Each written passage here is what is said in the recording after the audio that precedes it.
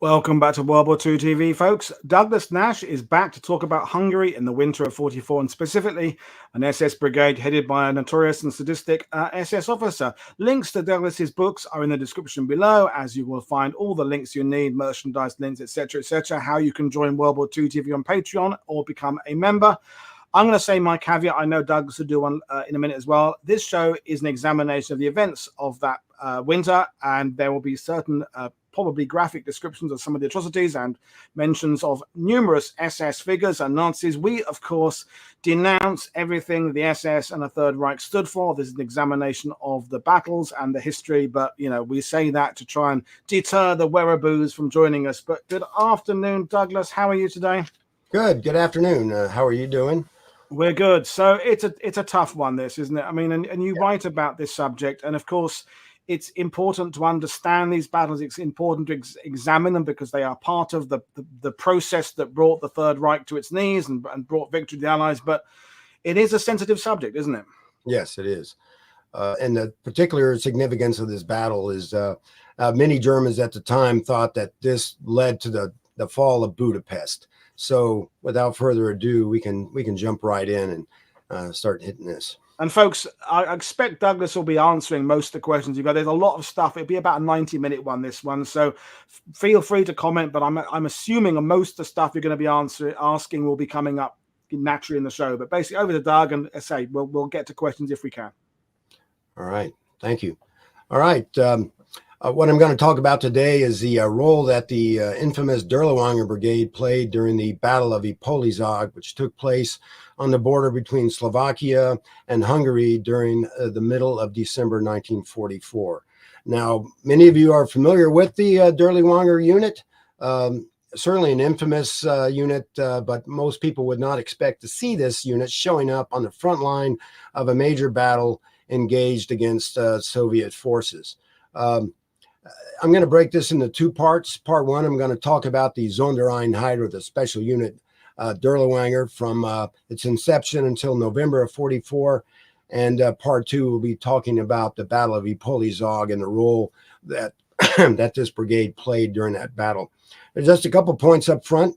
Paul already mentioned, but this unit was probably one of the most infamous and hideous units of the Waffen SS, and it was indeed a unit of the Waffen SS. But they were not elite, and they weren't ordinary soldiers either. They were, in fact, something that was unique in the annals of the Third Reich. First off, where did it come from? How did this unit originate? It actually came up during the spring of 1940, after the Norwegian campaign had begun and before the fall of France. It was at one of his daily lunchtime lunches when Hitler would often discuss many topics that were, that he liked to talk about, one of which was wild game hunting or poaching. He was an animal lover, as many people know, but he was also enamored of the romantic atmosphere that surrounded wild game poaching. That is, poachers who use rifles to shoot game instead of trappers or people who use snares. There was something, and in the German psyche, as a matter of fact, that found this an attractive image in his mind, and he would talk about it.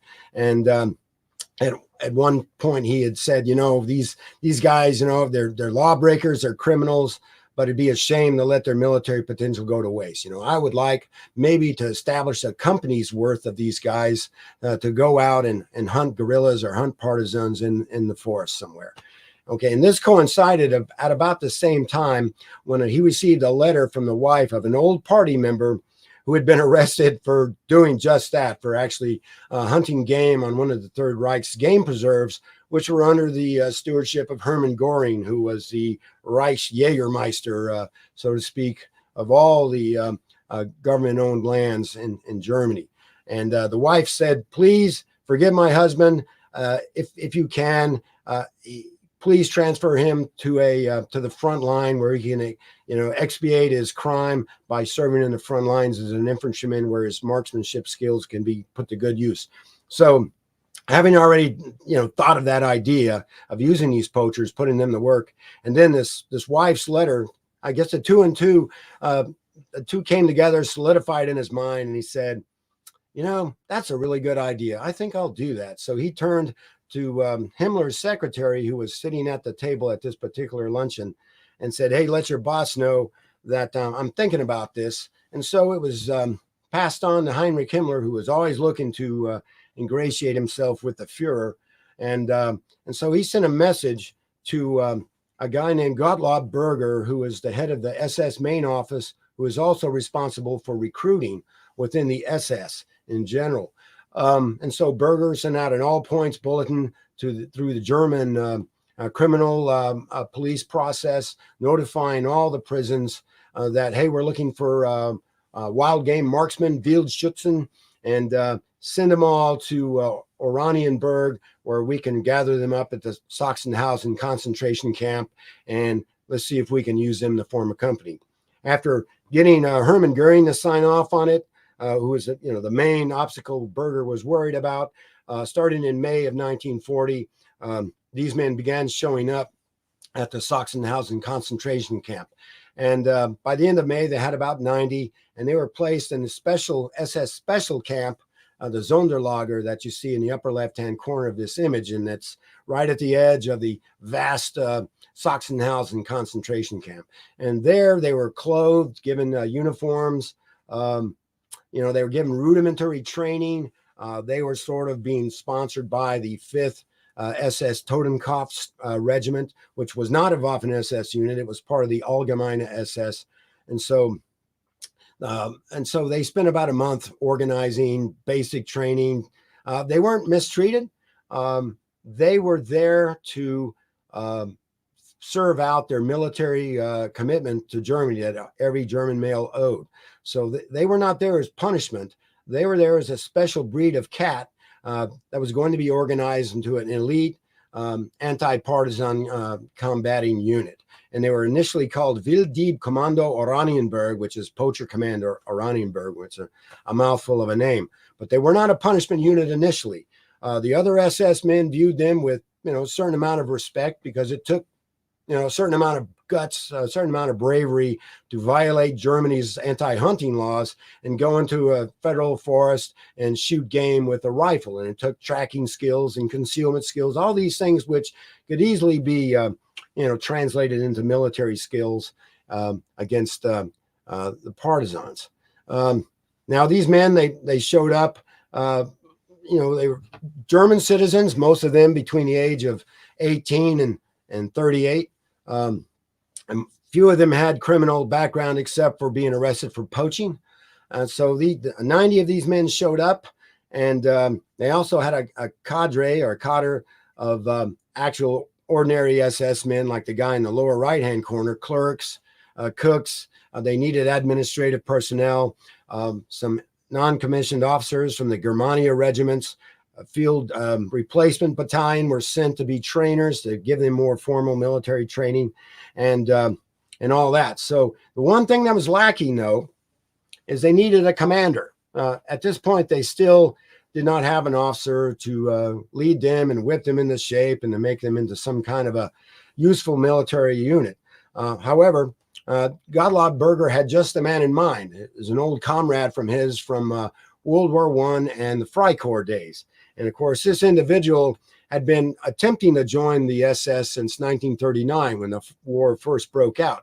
But he had no luck, because he had done prison time previously during the 1930s, and Himmler was not exactly enthusiastic about bringing this guy on board until he could clear his record. Well, this individual was none other than Dr. Oskar Dirlewanger, as you see here in a civilian photo from 1934. He's a World War I veteran, rose to the rank of Oberleutnant from an enlisted man, which was impressive at that time. Wounded 7 times.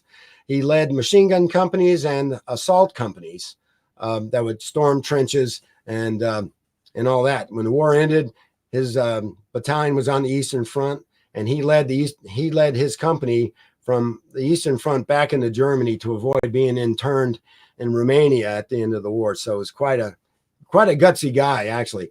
After the war, I guess he hadn't had enough of his share of combat, so he joined the Freikorps, the anti-communist militia that Germany sponsored during the immediate post-war era, and took part in putting down several communist and socialist uprisings throughout southern Germany. During this time, he also managed to earn a doctorate in political science from the University of Frankfurt am Main. Early member of the Nazi Party, he was in the brown shirts a couple of years, but and his star was on the rise. He was doing all the right things and was moving up in the ranks of the Nazi hierarchy until 1934, when he was arrested, tried, and convicted of statutory rape of a young member of the Bund Deutsche Mädel, which is the German young girls society, and that netted him 2 years in prison, and which he served most of. But he was able to get an early release by volunteering to go to Spain and fight with the Legion Condor, which he did for 2 years from 37 to 39. He was a tall guy, 6 feet tall, but really skinny. And his men nicknamed him Gandhi because he looked like, the Indian freedom fighter, revolutionary Mahatma Gandhi. However, he was anything but peaceful, anything but a lover. He was definitely a fighter. Now, people speculate that he probably suffered from PTSD from World War I. No doubt some of that was in there. But his biggest problem was alcoholism, which when he would go on a bender, he would drink to excess and become very violent, very angry, very destructive and hateful individual. And normally he was able to keep this under control, but occasionally these excesses got the better of him. Now, the dream of Dirlewanger and his men, we were formed to fight partisans, but in the summer of 1940, there wasn't a whole lot of fighting going on. France had been conquered. The Low Countries, Denmark, Norway had all fallen under the Nazi boot. And at that time, the only thing even remotely approaching partisan activity was in the occupied part of Poland called Das Generalgouvernement, or the General Government, abbreviated as the GG. And in October of 40, they were shipped down to Lublin, which is circled with the little red circle there. And that's where they would operate for the next year and a half. And they weren't, and here they fell under the control of the head SS and police leader for the Lublin region, who was a rather odious individual named Odilo Globachnik, who was a war criminal par excellence. He was only getting his start here in Poland. He went on to much greater excesses in the Soviet Union and the Balkans. But there was a certain amount, and I'm not exaggerating here, there's a certain amount of corruption endemic in the general government during this period. There are a few laws governing the conduct of German troops, or SS troops especially, who in many ways were above the law. And like they say in The Godfather, Globachnik and many of the other officers got their beak wet, dipping into the till, so to speak, to enrich themselves off of the Polish population, and especially the persecuted Jewish minority. So Dirlewanger was under this guy's control. And for the first year or so, it went fairly smoothly until it became, until they started to sort of exceed their authority. And what the Dirlewanger Commando did at this time, it was really just a company-sized unit, but it was renamed battalion in August or September. What they did, they guarded labor camps. They guarded the labor camp at Stary Zykov, which is outside of Lublin. And while guarding the camp and guarding work details, it sort of exposed them to opportunities to make money on the side, because the Jewish inhabitants would often bribe SS guards. Hey, I want to go out and visit family. Here's, 100 zlotys or marks or whatever the currency was, and I'll be back tomorrow night. And they said, okay, fine, here, give me that. So it started a little like that, but then they would extort money from some of the Jews within the ghetto. They would hire Jews to do labor within their compound, like clean their barracks, make their bed, cook their food. And a lot of this stuff was not authorized. They simply did it. And after a while, they began to make quite a bit of money. They would confiscate Jewish property, sell it on the black market, and they were accumulating a significant amount of wealth. But one of the things that got Dirlewanger in trouble during this period, it doesn't appear that he was properly paying obeisance to Globachnik, as well as the head SS and police leader for the general government, who was Friedrich Wilhelm Kruger.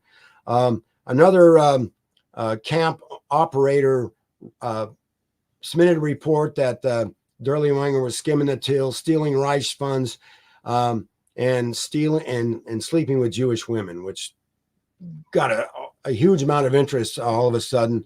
A large investigation was initiated with there's an SS legal investigator named Morgan, Conrad Morgan, who was brought in to investigate his case. And he was a very very thorough detective who gathered a massive evidence against Dirlewanger. And Dirlewanger attempted to defend himself, but things looked like they were going to get in a great deal of trouble and possibly even some jail time. It got to such a point where Kruger, who was the overall guy in charge of the general government, said, unless this bunch of criminals disappears in a week, I'm going to lock them all up myself. And word of this got back to Gala Berger, who was Dirlewanger's protector, and he arranged their transfer in January of 1942 to the east. In this case, it meant Belarus, White Russia, and but he could not do that without the help of this guy, Hans Juttner, who was the de facto head of the Waffen-SS. He was like the chief of staff of that organization, and he and Berger did not like each other. They frequently butted heads. Berger was far more ambitious than Juttner. Juttner wanted to create a Waffen-SS as a clean, purely military arm, and he felt that Berger and his activities besmirched that organization, as if that was possible.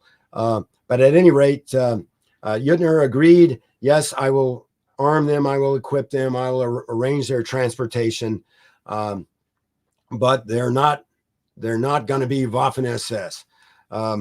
Which was sort of a hollow threat, because once on 29 January 1942, they were officially transferred under Juttner's control of the SS Führungshauptamt, the FHA, and they received Waffen-SS Zollbooks, Waffen-SS pay, uniforms, equipment, weapons, family severance allowance, everything you can think of. So although they maintained a fiction that the Dirlewanger unit was not part of the Waffen-SS, as of 29 January 1942, they actually were. And no matter what they say afterwards, that was a fact.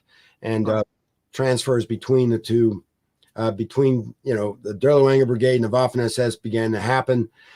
Frequently, many officers sought to serve with the unit just for a short period of time to earn their Iron Cross or get their close combat badge.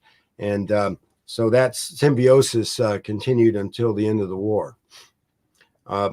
Now, this shows the movement from Lublin to Warsaw and into Belarus. And the area in the blue circle there, that's generally the area of operations. They first went to Mogilev in 1942. And during the fall, they were transferred to Lohoysk, which is north of Minsk, which was kind of their private domain for a year and a half. They occupied a castle in Lohoysk, and that was Dirlewanger's fiefdom. And throughout this period, they conducted anti-partisan or anti-bandit operations until they finally relocated or forced to relocate during July of 1944. So just a quick question, Doug. Were they strictly involved in anti-partisan actors, or was it kind of murdering anybody that kind of just pissed them off? I mean, was there kind of boundaries? Yes, there were. They would go on orders, would join ongoing or planned large-scale anti-partisan operations, usually as part of a police regiment. They would be attached to a police regiment or a army security regiment during these large-scale operations. Within the Lohoysk area, you can maybe draw a 5-kilometer circle around the hoist. He was responsible for everything that happened within his area of operations, but generally, they didn't destroy their own nest, so to speak. So, but when they went out on these large scale counter partisan operations, it was a whole different matter. Right. Thanks. But anyway, and why that area of Belarus? Well, if you look, and here's a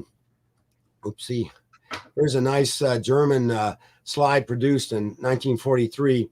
If you look at the light green circles, in 1942, that was the extent of the partisan operations that was ongoing. And then contrast a year later, in the pink circles, you see it's metastasized. It's grown many times in size from what it had been only a year before.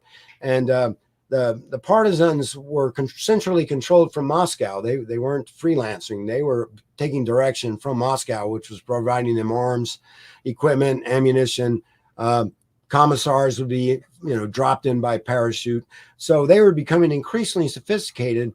And the means that the Army rear area commanders had to counter this was inadequate. So they needed assistance. And that's one of the reasons why the battalion got shipped to Belarus. Now, there's two guys here that will figure prominently in the life of the brigade. The guy on the left may be very familiar for those who studied the Warsaw Uprising, a guy named Erich von den Bach, who was the head of the SS counter bandit operations or counter guerrilla operations. And for a temporary time, he was the acting head of the SS and police in Belarus. In July of that year, 43, Kurt von Gottberg took over as the actual appointed commander for that region. But both were competent. Both were very good at what they did. And it was most of the high-ranking awards that were given to Dirlewanger troops were signed by these guys, either of the two. But these operations would consist of police, Army security troops, some Waffen-SS troops that are brought in from the front lines, and units like the Dirlewanger Brigade, the Kaminsky Brigade, which was a brigade of Russian renegades who were fighting for the Germans, and local security police like Ukrainian, security units that were working under German control. So you would have these large-scale operations, which would have anywhere 15, 20, 35,000 German and foreign auxiliaries working together to surround and comb through and annihilate partisan bands. Of course, Dirlewanger was he carried on his way of fighting from World War I. He led from the front. He was what the Germans called a Draufganger, which is daredevil. Many times he would lead assaults of 4 or 5 men and launch counterattacks to repel a partisan assault. So he was not bashful about getting in front and taking direct part in the battle. He was wounded at least 3 times while commanding the unit in Belarus. The picture here shows him recuperating from his 11th wound, where he was shot under the right arm and another bullet had crossed right across his chest. So that's why he's doing this Hitler salute with the left arm and not the right.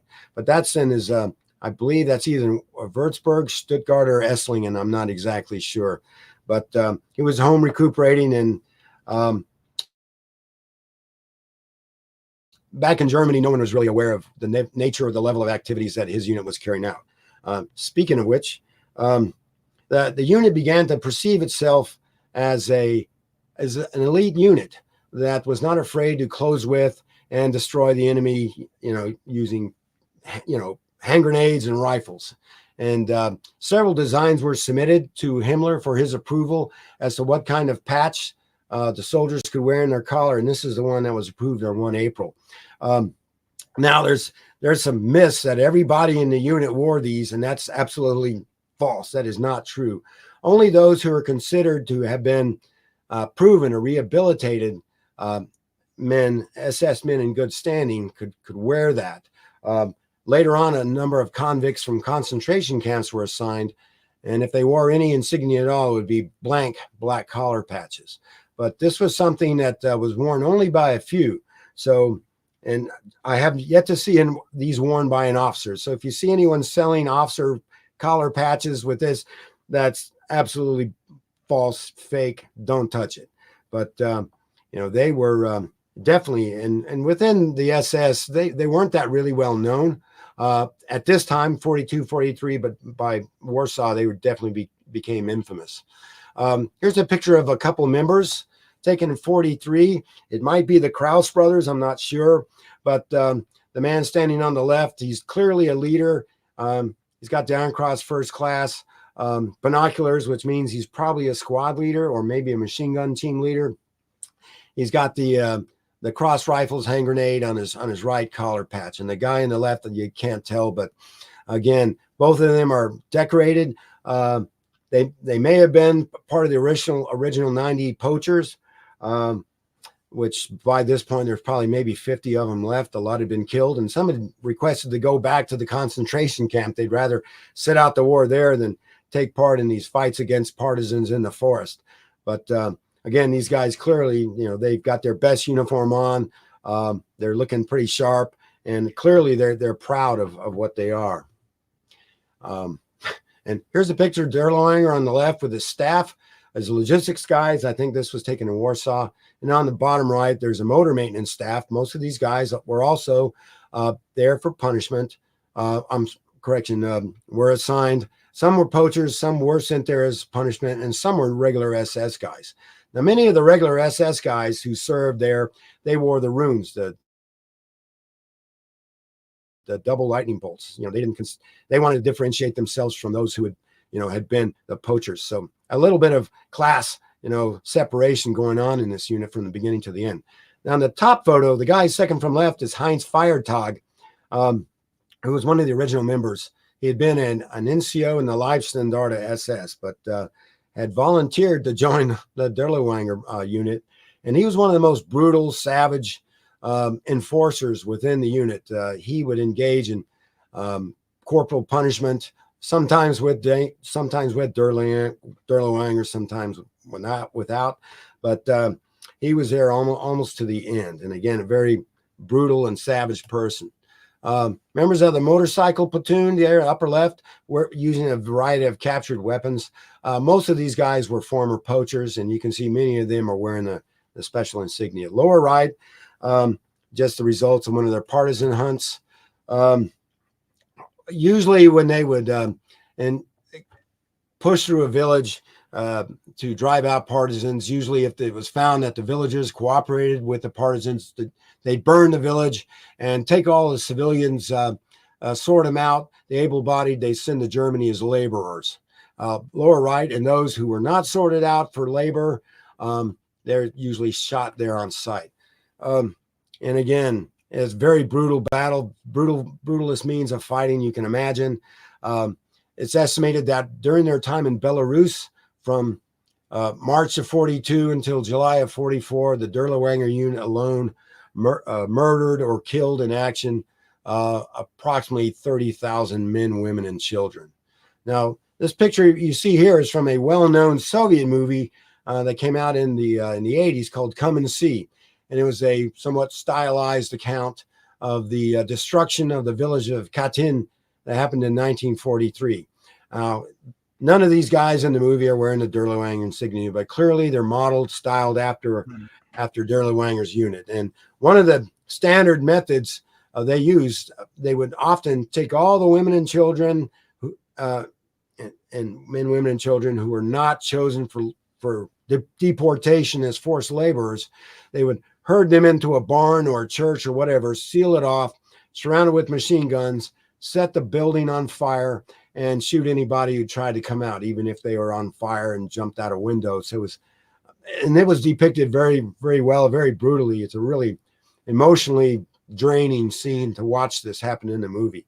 But it's a fairly accurate representation of what of their actual tactics, which were copied by many other German units engaged in counter-partisan warfare. In fact, the Leibstandarte did a similar act in February 1943 during the Battle of Kharkov, where in one village they did something exactly similar, where they murdered 893 innocent civilians by putting them in a church, I believe, and set it on fire and killed them all. And that was just because one member of Kurt Meyer's reconnaissance battalion had his legs blown off by a mine on the outside of the town. So in retribution, he murdered everybody in this little village. I just want to add, Doug, my own kind of caveat to anybody considering watching Come and See who's not seen it. I've seen it twice. I will not be watching it again. Some of the imagery is seared into my head. I mean, it's more of a horror film. I mean, if you grew up watching Where Eagles Dare and Kelly's Heroes, it's not that kind of movie. It's absolutely worth seeing, but go into it absolutely prepared for the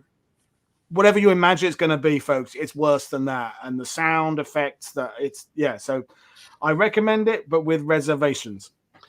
Yeah, it could be an emotional event for anyone who's not familiar or not used to seeing sort of savagery, naked savagery on screen, and even the most kind-hearted poacher who signed on in May of 1940, by the middle of the war, by the summer of 43, they are fairly hardened individuals, and killing was not even a second thought to them. They just, human life had absolutely no value to them except their own life, of course.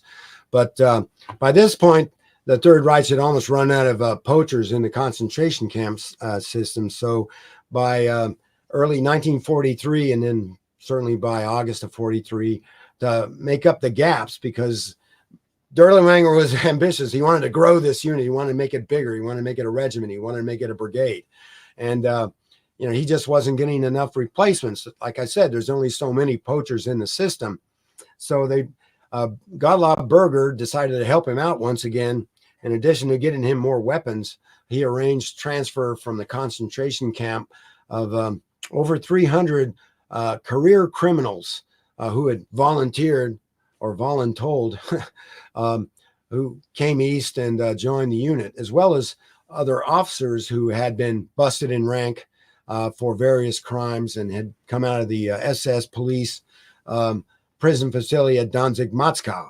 So you had officers who had been broken in rank, but given an opportunity to redeem themselves, in addition to several hundred career criminals, rapists, murderers, thieves, swindlers, bank robbers, you name it, guys who could not exist in the outside world without leading a life of crime. So these individuals were offered the opportunity for a pardon while continuing to serve their prison sentences within the Dirlewanger unit. So you had, again, I said you had these classes of members. You had the bottom, you had the career criminals, then you had the poachers, then you had the regular SS men in good standing, then you had the officers.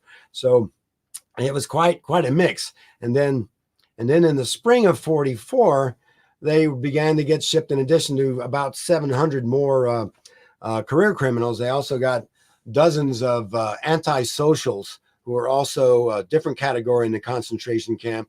And these guys were pimps, vagabonds, beggars, bums, hobos, what Germans considered to be, the scum of society.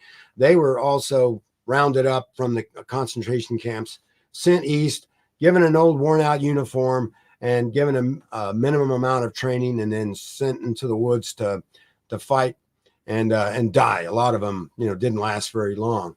And Dirlewanger wasn't afraid to waste their lives either.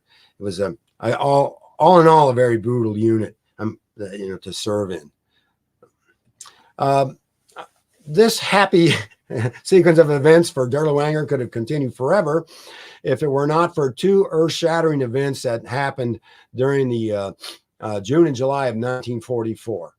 The first one was the destruction of Army Group Center by the Red Army, which took place, the first phase anyway, which took place between 22 June and 15 July 1944, called Operation Bagration. This wound up with destroying the bulk of Army Group Center, several 100,000 German casualties, vast wide hole blown in the German front lines. And so the German army reeled back in shock from what had happened, trying to patch together a front line again. The other event, as you see, was the Warsaw Uprising, which sort of the Polish Home Army decided to use what they saw as German disorganization, demoralization. Now's a perfect time. We'll launch our uprising in Warsaw. We'll take the city and hand it, we'll set up a government and hand, when the Russians arrive, the Red Army arrives, we'll say, here we are. We're a free, democratic capital of free Warsaw. We will work with you to drive the hated Germans from Polish soil. Didn't quite work out that way. So anyway, you had these two events. Now, when Operation Bagration began, Dirlewanger and his merry band of cutthroats were in Minsk, and they were forced to retreat with everybody else. From Minsk to Grodno, where they fought a fairly successful rearguard action. And the amazing thing is they managed to maintain unit integrity throughout. So it didn't disintegrate like a lot of the Wehrmacht units did. And in fact, they wound up with more equipment than when they started out, because so many abandoned vehicles, so many abandoned field pieces, heavy weapons, supply trucks, supply wagons, horses, they rounded up and incorporated into their little merry marching band of cutthroats until they finally came the rest in the training area at Leek in East Prussia on about 20 July. And there they were to undergo a couple weeks of reconstitution, rebuilding. They had a bunch of recruits still heading their direction that were trying to catch up with them. And it would have stayed that way until the Warsaw Uprising happened.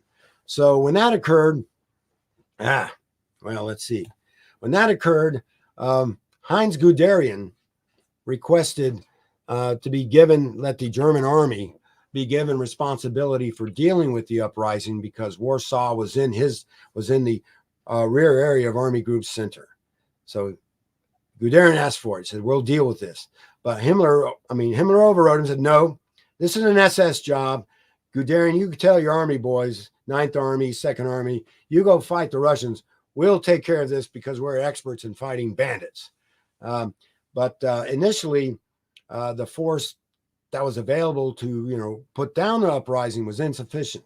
One of the first groups were German police, German security units, Sicherheitspolizei, and other groups, as well as Cossacks and the renegade Russian Liberation Army under Bronislaw Kaminsky. So, but they were not enough. By the 3rd of August, Rheinefort, who soon fell under the operational control of Erich von den Bach, he said, I need more. And von den Bach said, yeah, right, I need more. I need Dirlewanger. And so beginning on the 4th of August, one battle group called Kampfgruppe Meyer was mobilized, was formed from the men who were recuperating at Leek, and put in truck down to Warsaw, and they arrived on the night of the 4th, and they went into action the next day. A couple days later, another battle group, Kampfgruppe Steinhauer, was assembled and used the same trucks, and they were trucked down, and they did not arrive and go into action until the 7th. Okay, so about 700 men called Kampfgruppe Dirlewanger went into action as early as the 5th of August. Dirlewanger himself was in Germany rounding up recruits and God knows what else, disposing of some of the loot he'd gathered. I don't know, but Himmler had to send a telex to him directing him, I'm used to being obeyed. I ordered you to go to Warsaw. I've had airplanes sitting ready to take you there for the past 4 days. I am used to being obeyed. So Dirlewanger was able to get his rear end down to Warsaw by the evening of August the 8th. He took command of Kampfgruppe Dirlewanger, which had been under the control of his second in command, Kurt Weisse, and we'll talk about that individual here in a few minutes. So this picture was taken of Dirlewanger in Warsaw.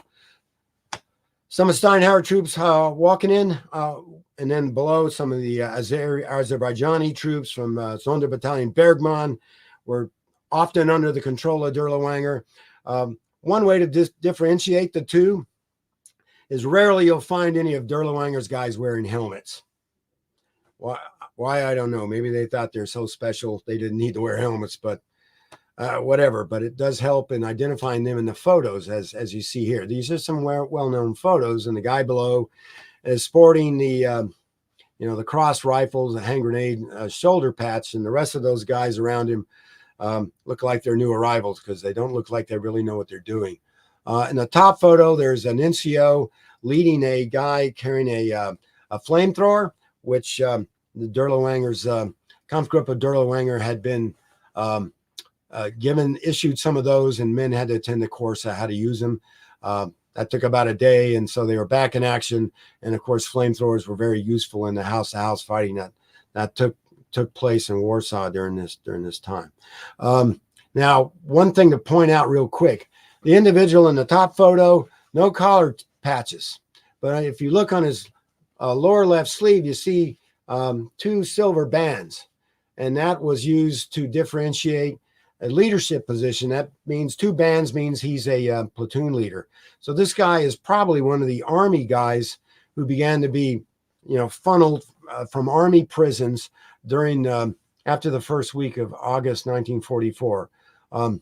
As many as 2,500 men from Wehrmacht penal institutions such as Anklam or Glatz were shipped to the Dirlewanger unit, and they were basically, you know, meat, just like you see in the war in Ukraine, where you know, the Wagner group was using prison inmates as in these human wave attacks and meat attacks.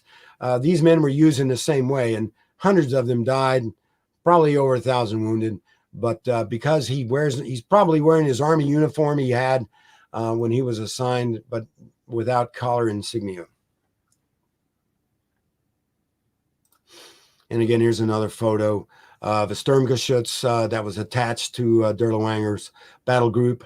It was from Sturmgeschütz Replacement Battalion 200. And again, you see the guy on the left wearing the SS camouflage jacket, using the body of one of his comrades as a base to rest his weapon on. And again, just god-awful massacre of innocent Polish civilians. During the first 10 days or so, when Kampfgruppe Dirlewanger in the north of Litzmannstadtstrasse and south of the Strasse was Kaminsky's Russian renegades, both drove eastwards to clear the main highway towards the bridges and to rescue the German city commandant, General Stahel, who was holed up in the fortress.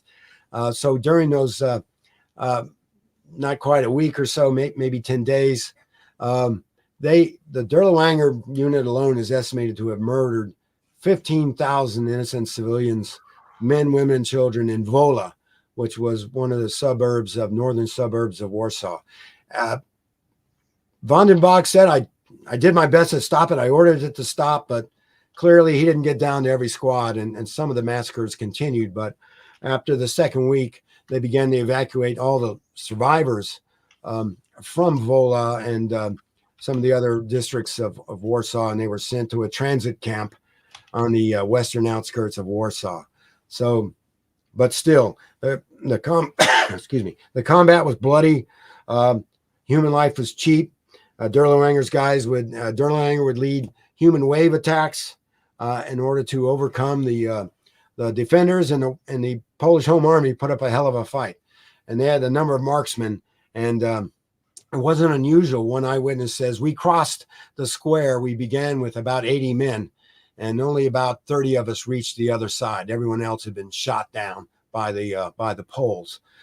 So, you know, on the one hand, Dirlewanger got the quickest results, was able to achieve his objectives before any of the other units. But at the other hand, his unit suffered the highest casualty rate of any of the German units engaged in putting down the rebellion. Now, for his efforts, for his sterling performance, and I'm being ironic there, Dirlewanger was put in for the Ritterkreuz, or the Knight's Cross, by Heinz Rheinefarth, who they both hated each other, but I think somebody had told Rheinefarth to submit him. The award was approved by Erich von den Bock, and it was presented to him, I believe, on 12 October in Krakow by none other than Hans Frank, the was in charge of the general government by that point, the Reich leader for the general government. And I guess maybe I don't know why he chose Hans Frank, but maybe no one else wanted the honor of bestowing that award for him, whose troops had murdered so many people. Was the Knight's Cross maybe an attempt to kind of legitimize what he'd done and make it less disgusting? If in the public with it, well, if you got the Knight's Cross, I don't know, it's an odd one. It's highly possible. It's highly possible. I mean, none of that comes through in the documentary evidence, but the write-up, it's a very glowing write-up. It makes him sound like he bravely led, steadfast, fearless, dedicated, all these, daredevil, all these, banner words that were used that really pumped it up. And strictly from the perspective of personal bravery, you can't doubt it. I mean, he was there in the front, directing traffic, so to speak, all the guys that go in front to get killed. But still, it's hard to comprehend giving such a high award for such a degree of misery and slaughter. Yeah, absolutely. Now, when the October 2nd surrender of the Polish Home Army finally brought some breathing space for the Germans in that area, and the Dirlewanger regiment was no different. Plans had been underfoot for some time to convert this unit from a regiment into a assault brigade, and initially that was supposed to happen outside of Warsaw, in Radom, Poland. But what had happened in the meantime during the second half of August, the Slovak army had risen in revolt against the German masters, and they began, trying to take back their country with some Soviet support. So you had the Slovak uprising beginning, and Himmler had made Gottlob Berger the head SS and police commander for Slovakia, but he was singularly incompetent as a field commander, and was having no success at all. In fact, the Slovak uprising began to gather momentum shortly afterwards. So, I think that they had been originally targeted to go to Slovakia because Berger wanted them there, because he wanted to fight with his buddy Dirlewanger.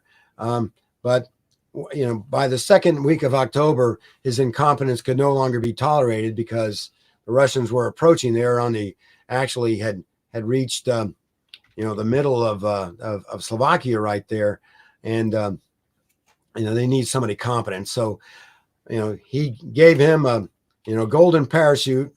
Himmler gave Berger the job of raising the Volkssturm, and he was ordered back to Berlin, and he was replaced by a guy named Hermann Herfle as the new head of, not only the head of the SS and police for Slovakia, but also the German commander in Slovakia. So he wore two hats, kind of a unique position for an SS officer. But so they moved by rail, you see there, from Warsaw through Radom, Kielce, Krakow, and to the area around Neutra, Slovakia, which is 50 kilometers or so east of northeast of Bratislava. So that's where they began to gather, beginning on 10 October. And recruits were constantly being funneled to them from Germany. Now, let me see. Now, the plan was to convert it to an assault brigade. You see here, this is an organizational diagram. The only difference is, you see there's two regiments in the upper left-hand corner, two infantry or grenadier regiments of 2 battalions each. Well, where they differed, they had 3 battalions each. So it's actually larger than what was envisioned. But by the time this would be completed, if it was allowed to go to its full fruition, it would be a mini division of about 6,500 men, a considerable size force. Now, in order to grow from a regiment, 2 battalion regiment, to a brigade of 7 battalions, you needed leaders.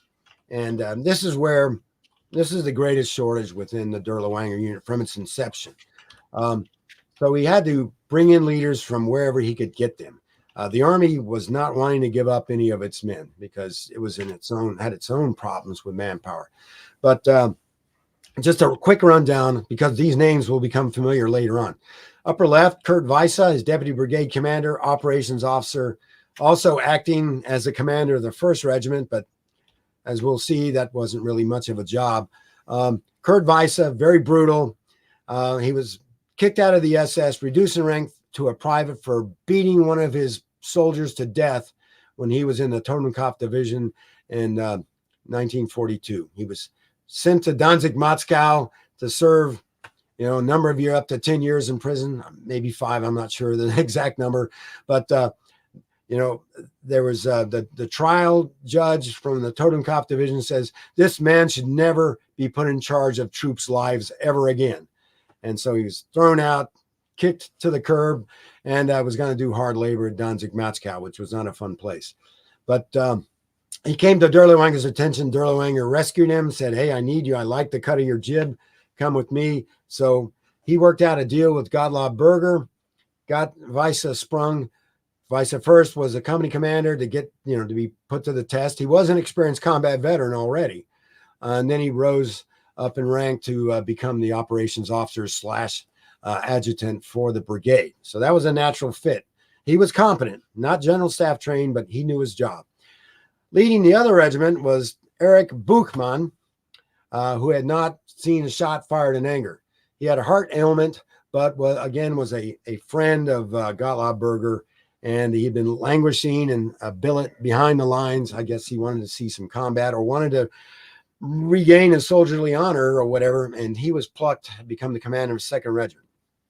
Next guy is the captain of police, Herbert Meyer, who joined the unit in April of 44, had been busted in rank to a private for irregularities with skimming funds from the, from the till of the unit fund and some other irregularities.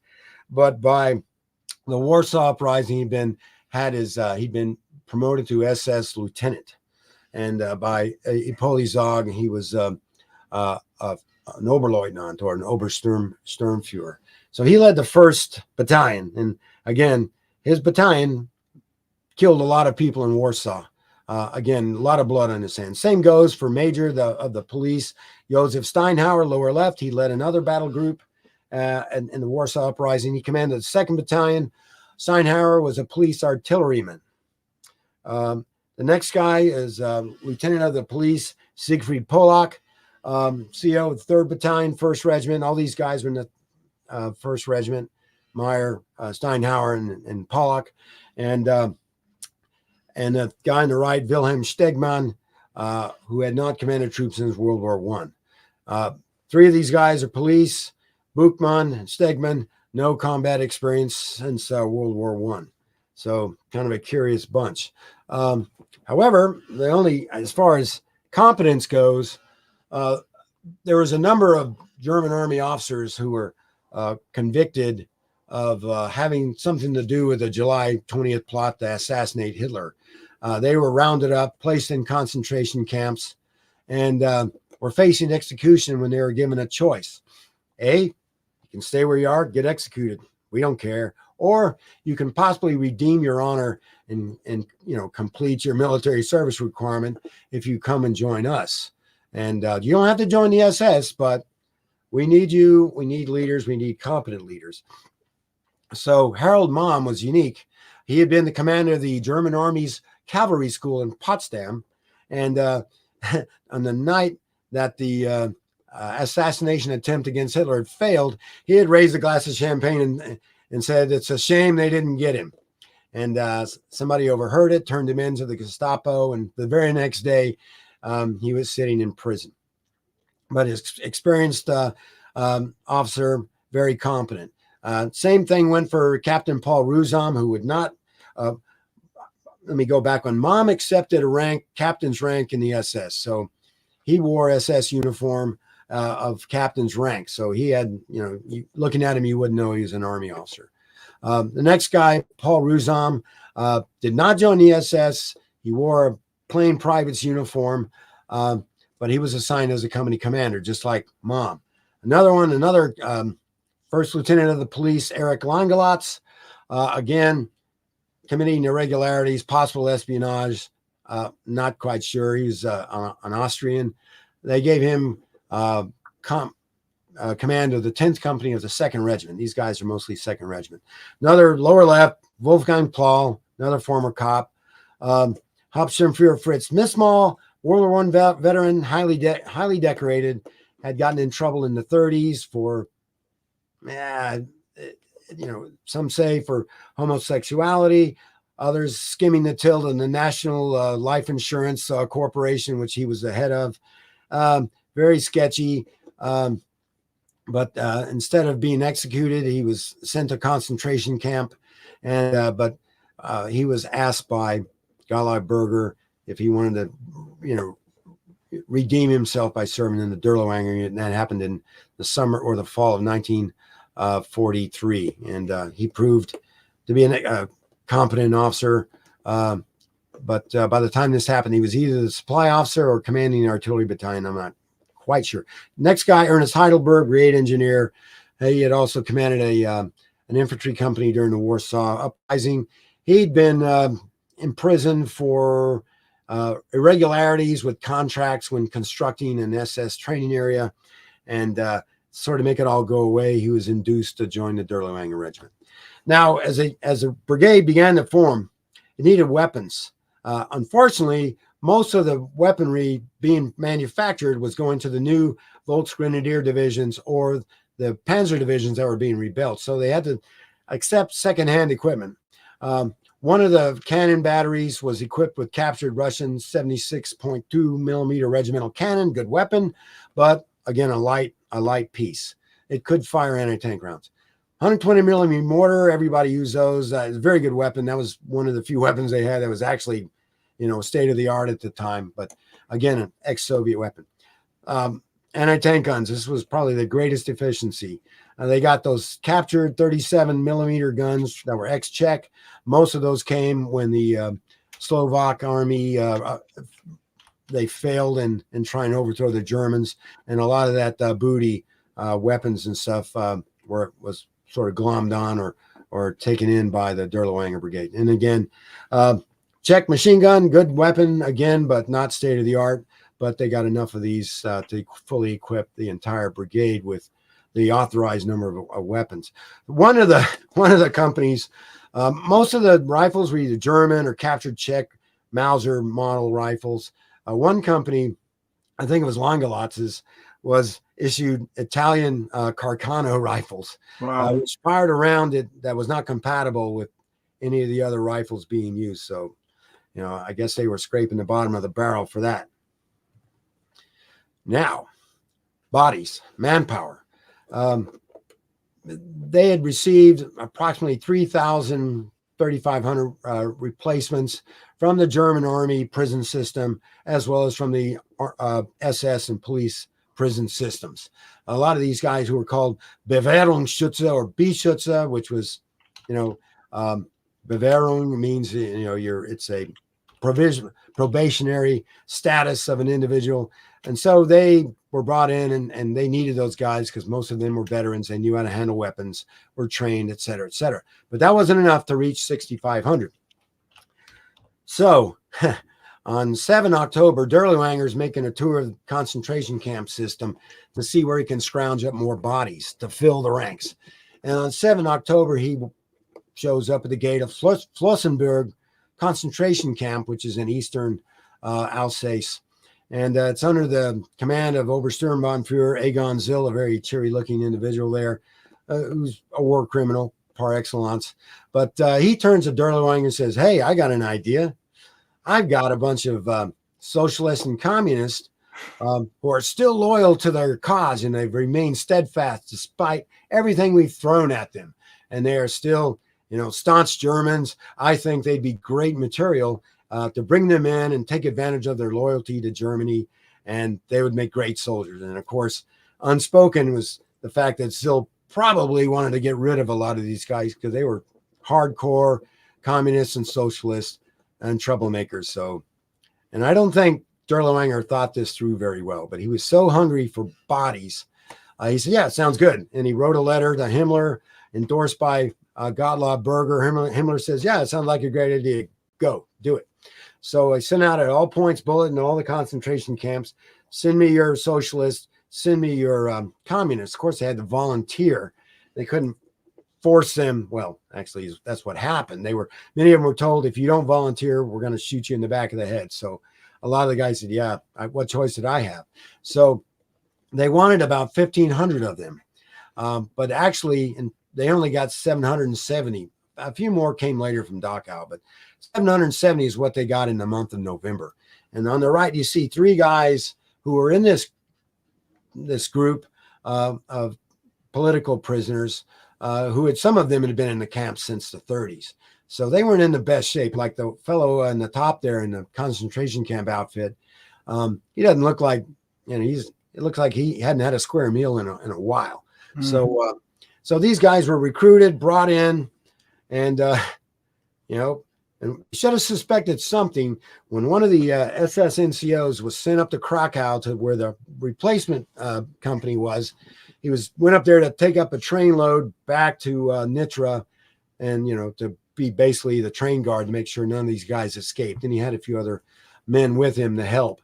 But he said, strangely, none of them made an escape attempt. None of them gave me a hard time. They all stuck to their groups. They were very quiet. Okay, so made his job easy, but he probably didn't think through what that meant. When all along, immediately, the moment they arrived, these guys began planning their operation, which I'll get into here in a little bit. And then again, the brigade, when it was not engaged in creating new units, it continued to take part in fighting Slovak insurgents. And by the end of November, it was pretty much up to full strength, although it was titled a Sturmbrigade, an assault brigade. By no means was it equipped as such. It was resembling more of a World War I organization than one of the latter half of World War II.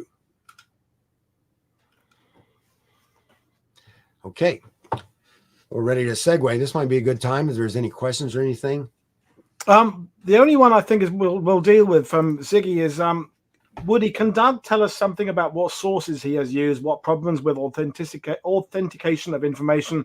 That's the question. Where do you get this stuff from? Yeah, I'm going to get into the sources at the end. Okay. But I do want to say that the records of the Dirlewanger unit from about, probably January of 42 up until the end of June 44 are almost complete. Okay. And they're on file at the National Archives in College Park, Maryland, or in Koblenz at the Bundesarchiv. And they're actually accessible online at the Bundesarchiv now. The full color originals, as opposed to the crappy or less than standard copies in the U.S. National Archives. I've got both. And the problem is there's no cross-reference system. So if you find a document in one and want to see the nicer version in the Bundesarchiv, good luck. But there's a wealth of information. But I'll get into the other sources when we get to the end, if you don't mind waiting. Brilliant, thanks. Now, while all this was going on, while the Dirlewanger Brigade was stomping Slovak partisans and trying to incorporate almost 4,000 new guys into its ranks, the war had not stopped in the Eastern Front. In fact, it had picked up a pace, and a unit that was never supposed to be involved in frontline fighting at all was slowly drawn into the conflict, and we'll see how that turned out. But this is the theater of war in Hungary and Slovakia on about 9 December, what you see here. How we got there is the end of August, the Red Army launched its Iasi-Kishinev offensive, which essentially destroyed Army Group South Ukraine. That was a raid in Romania during the time. The Romanian armed forces had worked out a secret arrangement with the Red Army, and they either turned their tables against the Germans or simply stepped aside and let the Red Army blow through and most of the German 6th Army was destroyed, again, for the second time, same 6th Army. And the 8th Army was barely able to make it out intact. So you had this giant hole blown into the German front. Again, another disaster of the summer of 1944 that took place. And the Germans probably lost 250,000 men during that disaster. And so what happened then is that it was a race between the Russians, or the Soviets rather, who wanted to break through the Carpathian Mountains, get into the Hungarian Great Plain, the Puszta, and basically overrun Hungary, in a fortnight. It didn't quite work out that way for a number of reasons. They had to fight their way through the passes and the Carpathians, which took a couple weeks. All the while, the Germans were frantically working to put together some kind of coherent front line. It was touch and go, and the Germans threw in a lot of ad hoc units at the last minute who would either block a road in the Carpathians long enough for another defense line to be built, and so on. They'd leapfrog their way back as they slowed down and impeded the Soviet offensive. Now, while all this was going on, beginning on 14 October, or actually leading up to 14 October, Admiral Horthy, who was the regent of Hungary, the acting head of state, he had been conducting secret negotiations with the Soviet Union to also do what Romania did, which is change sides and turn his troops around to fight the Germans. This time, however, the SS, Heinrich Himmler, got advance word this was happening, that the Hungarian army, unless something was done very quickly, would collapse and let the Russians in, Soviets in. But Himmler found out, and he launched something called Operation Panzerfaust, using Otto Skorzény's Jagdverband, his special troops, which combined with the 22nd SS Cavalry Division and a heavy tank battalion with Tiger 2s, launched a coup within Budapest, took the castle, captured the son of Horthy, wrapped him up in a carpet, and had him flown out. And once they had his son, they forced Horthy to surrender, and Horthy was taken in captivity and sent to Germany to sit out the war in a prisoner of war camp. So the Germans installed the Arrow Cross movement as the legitimate Hungarian government, led by a fellow named Ferenc Szalasi, who was a pretty nasty guy. And with a puppet government now installed, the Germans didn't have to worry about Hungary defecting again, like Romania had. So it sort of stabilized the situation for a little while. But the Red Army was not going to stop just because Hungary didn't do what they promised to do. The Red Army continued pushing west. They wanted to, get past Budapest. They needed to cross the Danube, which runs north-south from Budapest. And but they got ahead of their skis, so to speak, when the 6th Guard Tank Army was trapped in an ambush near the town of Debrecen, which turned into a huge tank battle. And the 6th Guard Tank Army suffered such serious losses that it had to be reconstituted. And that did slow them down a bit. However, on the 29th of October, Soviets launched their Budapest offensive using the bulk of the 4th Guards Army. You see there, the 7th Guards Army, and a couple other armies as well. And by the end of November, they'd already crossed over the Danube in the south, and were approaching Budapest from the northeast. Now, the critical point occurred on 5 December at the Battle of Hatvan. Now, that's where you see the 6th Guard Tank Army that had been reconstituted, part of the 2nd Ukrainian Front under Marshal Malinovsky. They blew through the German defense line at Hatvan, wiped out the 357th Infantry Division, shattered the 24th Panzer, and was able to blow through the German lines and actually split the front between the 8th Army in the north and the 6th Army in the south. And the Germans again had to struggle to piece together a front line. And you see the 6th Guard Tank Army, they reached the Danube at Weizen, which is also the town of Vach, same town. The Germans call it Weizen, Hungarians call it Vach. So this is kind of where you see the situation. 9 December. Now, you've got the German Second Army in the south, sort of to the southwest of Lake Balaton, and the Second Panzer Army's job is to guard the Lake Balaton oil fields, the last large-scale German oil production facility. They're occupying it, they're running it. In the center, you got the 6th Army, commanded by General Oberst Frederick Pico. It's called Armee Group of Frederick Pico because he has a Hungarian army, part of that.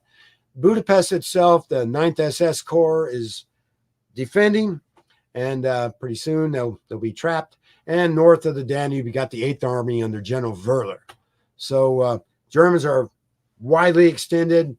They have to rely to a large extent on the Hungarian army to provide the manpower because the Germans are in dire support of infantry at this point. And we'll see, paradoxically, they'll have plenty of tanks, but they won't have enough infantrymen to hold the line. So this is where we begin. Now, the Red Army at this point was operating very efficiently. They had smart people running the show, very efficient, very effective. Their reconnaissance was superb. And they realized, hey, look, we've got an opportunity here. We've broken through north of Budapest. And while going south is going to be a hard slog because, you know, we've got to get between Lake Balaton and Budapest, that's going to be tough. But Sahy, if you look at it, there's a moving corridor along the Ipolysag River. If we punch through the gap at Ipolysag, the Ipolysag Gap, there's nothing beyond that to stop us. Yeah, there's one river, the Grand River, no problem. We can jump that. But if it's open, the world is our oyster. You know, there won't be anything the Germans can do. So looking at it, you know, here's a map of it. And you see the Danube in the south. And up north, you know, you go into the lower Carpathians. In the south is Esztergom or Gran. You know, that's a big city right on the Danube. North of Budapest. And then that green hill mass you see in the middle, it's, you know, that's all forest. And that's the Borzini Mountains. And some of them are pretty high, 800 meters. Good obstacle, you know, you wouldn't think that's not good tank country. In the center at point 2 is the town of Ipolysag. And that's the cork in the gap. That plugs the Ipolysag gap. So the Soviets said, we got to get through there and punch through that as quick as we can because at its narrowest point, it's only 1.5 kilometers wide, very narrow. So, you know, clearly deploying an armored army is going to be difficult if we don't control that area. And to the north, point 1 is the town of Palast, which is where Dirlewanger makes his headquarters later. But there's also another moving corridor that goes to the northeast. So if you want to go that way, you can get behind the 8th Army and cut them off from the rear. And if you could come out of Ipolysag, you could also turn left, go south, and drive to Esztergom, and then you can cut off the Germans north of the Danube there. So there's some potentialities there. The Germans are not stupid. They know this as well. And what happens over the next couple of days is a mad scramble to see who can get there first. Now, cast of characters. Guderian, everybody knows him as a happy-go-lucky panzer general. But at this point, he was acting as the de facto commander of the Eastern Front, although every decision he makes, Hitler has to approve it. So, you know, he's got that. But he is trying to help Army Group South as best he could to help them put the front back together again so they can set up a coherent defense, protect Budapest, and most of all, protect the Lake Balaton oil fields. And to his right, or in the center there in the top row, General Johannes Friesner, had the unlucky position of being the commander of Army Group South, which used to be Army Group South Ukraine. They renamed it. So it's now Army Group South since there's no longer any Germans in Ukraine unless they're prisoners. The other guy to the far right is SS-Obersturmführer Hermann Herfla. He is the higher SS police leader for Slovakia and the German commander-in-chief in Slovakia, dual-hatted. This will become important later on. He is very efficient, very ruthless. He's the right man for the job, except, and I'll get into the except in a minute. The 6th Army commander, Maximilian Freder Pico, again, very competent officer. And he, the Battle of Ipolysag will happen within his domain. So whatever happened within that, he owns it. In the bottom row center, General Major Josef Rintelen, commander of the decimated 357th Infantry Division, who will be the first overall commander north of the Danube for this fight. And then I'll get into it later, General Gottfried Fröhlich, commander of the 8th Panzer Division, and say they get involved in this too. All right, order of battle. What are we talking about? Okay, some guys love these kind of numbers. Axis on the left, Axis, I mean Germans and Hungarians, Soviets on the right. The Axis force on the morning of 15 December, which when the battle took place, Division Rintelen, or Kampfgruppe 357, it's called both. About 8,500 combatants, the largest of which was a Dirlewanger Brigade with 6,000, give or take. You had Infantry Regiment 3 motorized from the Hungarian 2nd Tank Division, an engineer battalion, 2 German alarm battalions, emergency units slapped together at the last minute and sent out there to die, recon battalion, and engineer regiment staff 36, which controlled three German engineer battalions of older men. I mean, it was not a combat engineer unit by any stretch. It was a construction engineer unit, but that's all they had. And they had been holding the line for ever since the disaster at Hatvan. They'd been sort of standing there, but didn't have anything to fight with. 2 assault guns, not much. 6 heavy mortars from the Dirlewanger Brigade, 2 medium tanks, 6 towed flak. I'll talk about them. A few Hungarian light tanks, light flak tanks. The only thing where the Germans enjoyed some degree of superiority was in artillery.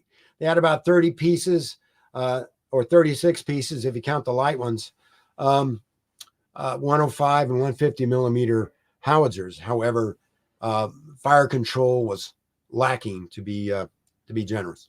And the only substantial anti-tank capability they had was a couple batteries of Luftwaffe flak fielding the 88 millimeter flak cannon of famous 88, which did some pretty impressive execution during this battle, as we'll talk about, and a couple of heavy anti-tank guns.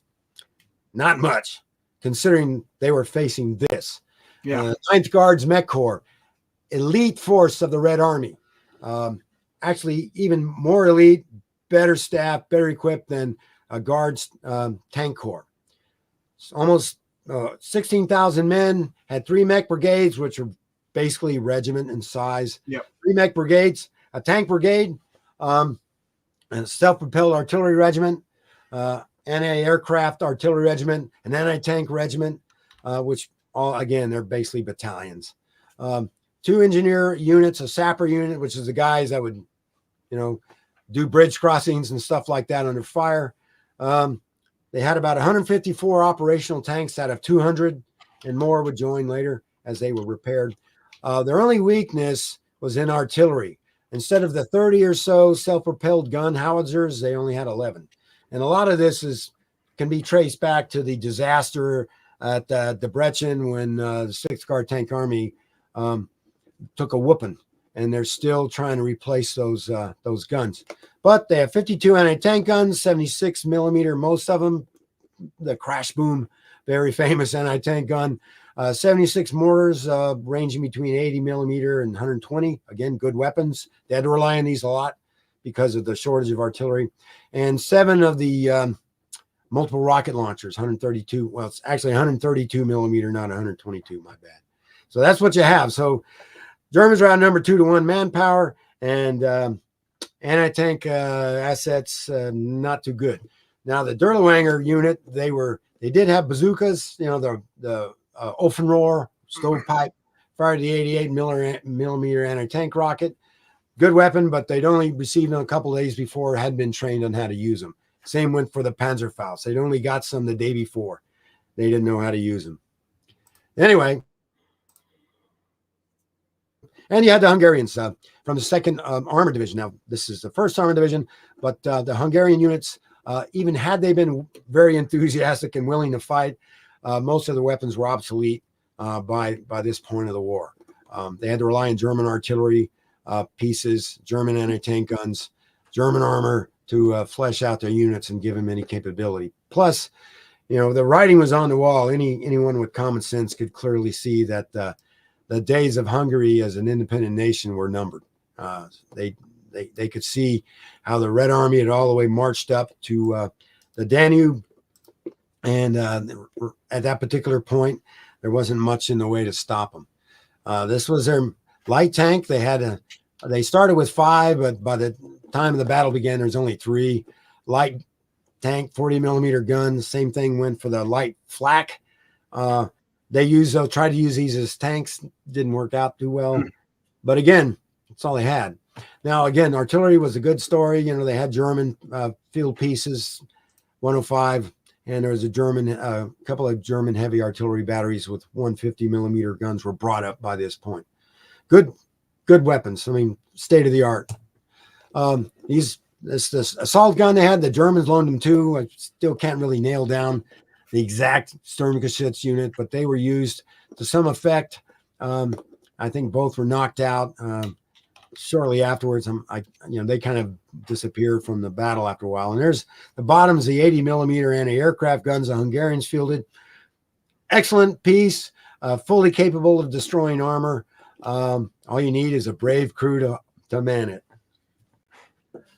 Soviets, these guys were at the top of their game, experienced veterans, talented, dedicated. General Kravchenko, he'd been around since Stalingrad, commander of the 6th Guards Tank Army, an iron hard guy, not somebody to take lightly.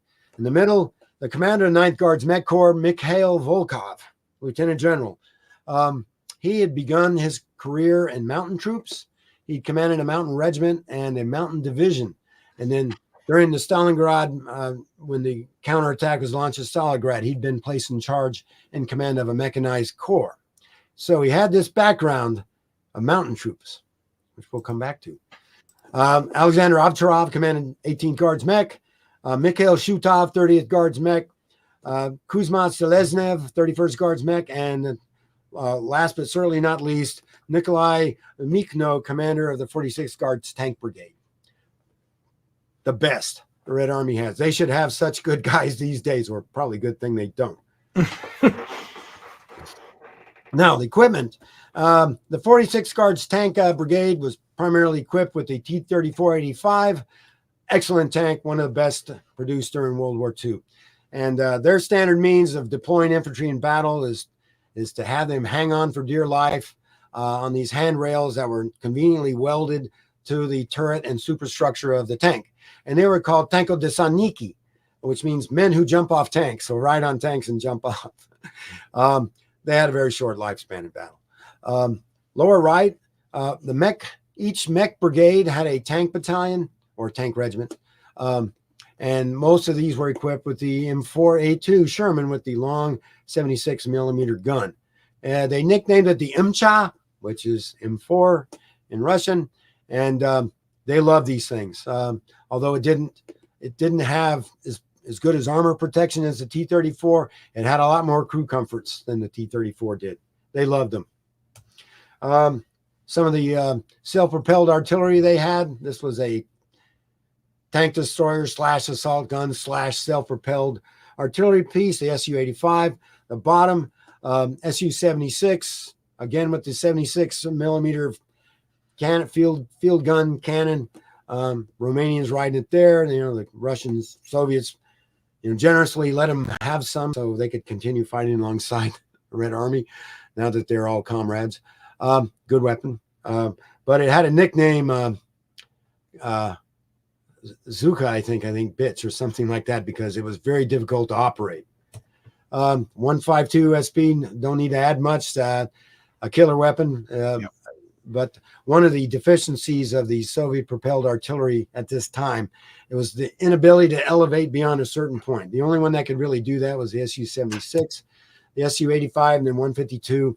You can only get it up to a certain elevation. So what really wasn't good for long range work. And then on the lower right, the 132 millimeter multiple launch rocket system, Stalin organ, Katyusha, Little Kate. Again, very effective weapon for area coverage. Now, all right, here we go. So the Germans, Army Group South, the situation they confronted on the 9th from the previous slide is, we don't have anything here that can stop. We need bodies. We need units. We want troops. We got to put something in there to stop this advance. But they had nothing. The only division they had in reserve was the Hungarian St. Laszlo Division, which was an elite infantry division of the Hungarian army, one of the few units that was still highly motivated by this point in the war. There's another thing going on at this time, which makes you wonder what Army Group South was thinking. But after the Battle of Hatvan, when the Red Army began to separate, and part of it went north of Budapest, as you see here, and the other part was going south of Budapest, General Friesner and Guderian saw an opportunity. Look, if we strike in the middle, we can trap and annihilate the 4th Guards Army on the west bank of the Danube. And we need to do this by the 11th. And this was called Operations Late Harvest, or Spätlese. And they envisioned this Guderian would allocate the only 3 panzer divisions in the Eastern Front Strategic Reserve, would allow these 3 divisions to be shipped down to Hungary, take part in this offensive, quickly wrap it up, annihilate the 4th Guards Army, secure the Hungarian front, and they would go back in Strategic Reserve. That was the plan. They had to sell Hitler on it because only he could approve the allocation of forces. So Hitler did. He became an enthusiastic backer of it, as if they didn't have enough going on with the Ardennes offensive. Hey, but so they began to move armored units as early as 8 December. Now, moving 3 armored divisions, the 3rd, the 6th, and the 8th, was going to take some time, and they needed to amass enough fuel and ammunition to do this. But they wanted to start it on the 11th of December, which was unrealistic as hell. But Hitler said, no, I want it to go on 11 December. Roger that. We're going to do it. So anyway, while they began to move forces, they had to deal with this problem north of the Danube. And so Army Group South contacted Herfla, who is the HSPF German commander in Slovakia, and said, hey, what you got? Because he did have control of several divisions. And Herfla said, well, the only unit I got right now, I got 2. I got the Dirlewanger Brigade, and I've got the Tank Division Tatra, Panzer Division Tatra, which is a field training division for panzer troops. And Army Group South said, yeah, we'd like that second one. He said, no, you can't have it. It's defending the pass, the Vag Valley, leading to, the capital of Slovakia. I can't let you have that. No, I've got to keep that. But I do have a full strength Dirlewanger Brigade, which is fully equipped, fully manned, 6,500 men. You can have that. And Army Group South says, well, we'd really like to have that Panzer Division Tatra instead. And Herfla said, nope, you can't have it. And so by the 10th on the night of the 9th and 10th of December, the 2 battalions that were not taking part in the counter-guerrilla, counter-partisan operation, the 2nd and the 3rd battalions of the 2nd Regiment, they were given an alert order and told to begin moving out the very next morning. Now, these 2 battalions were the last 2 raised, and the Dirlewanger Brigade's 2nd Regiment. So they were the newest.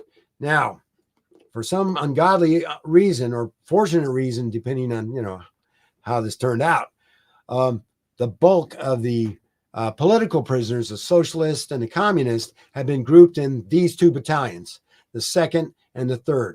The 2nd commanded by SS Captain Ehlers, and the 3rd by a former Luftwaffe lieutenant colonel named Nitskovsky. So these 2 battalions, mostly political prisoners. And Dirlewanger was ordered on the 10th to drive to the 6th Army headquarters and brief them on the capabilities of his brigade. He briefs them and says, okay, here's what we got, yada, yada. But one thing I got to warn you on, I cannot fight communists with communists. The 6th Army, that must have caught them by surprise. What do you mean? Well, those 2 battalions are mostly made out of communists and socialists from concentration camps. But if you allow me to juggle my troops here in a little bit, I can take them all out, put them aside somewhere where they won't hurt anybody, and I'll put my good guys in there. Well, how long will that take? Well, a couple days. Well, we don't have a couple days. We need them now. So, Dirlewanger must have said, or shrugged his shoulders, said, I told you so. So anyway, on the morning of the 10th, these guys start walking. And 6th Army says, hey, to Herfla's headquarters, when are these guys going to get here? Oh, a couple days. Because they're walking, and they got to get all the way from, their training area, and it's about 100 miles by foot. There's no way they could get there. It might even take a week. And these guys, by the way, have been sitting in concentration camps for the better part of the past 10 years, and they're not in good shape. So Herfla said, okay, I help. He gets every post office truck that he has under his control in Slovakia, has them dump their mail somewhere, and they drive and pick up these 2 battalions, which are already marching, picks them up, loads them in, trucks them down to Bernica Barati. They were supposed to go even further, but the Russians got ahead of them. And they drop them off on the western foothills of the Borzini Mountains.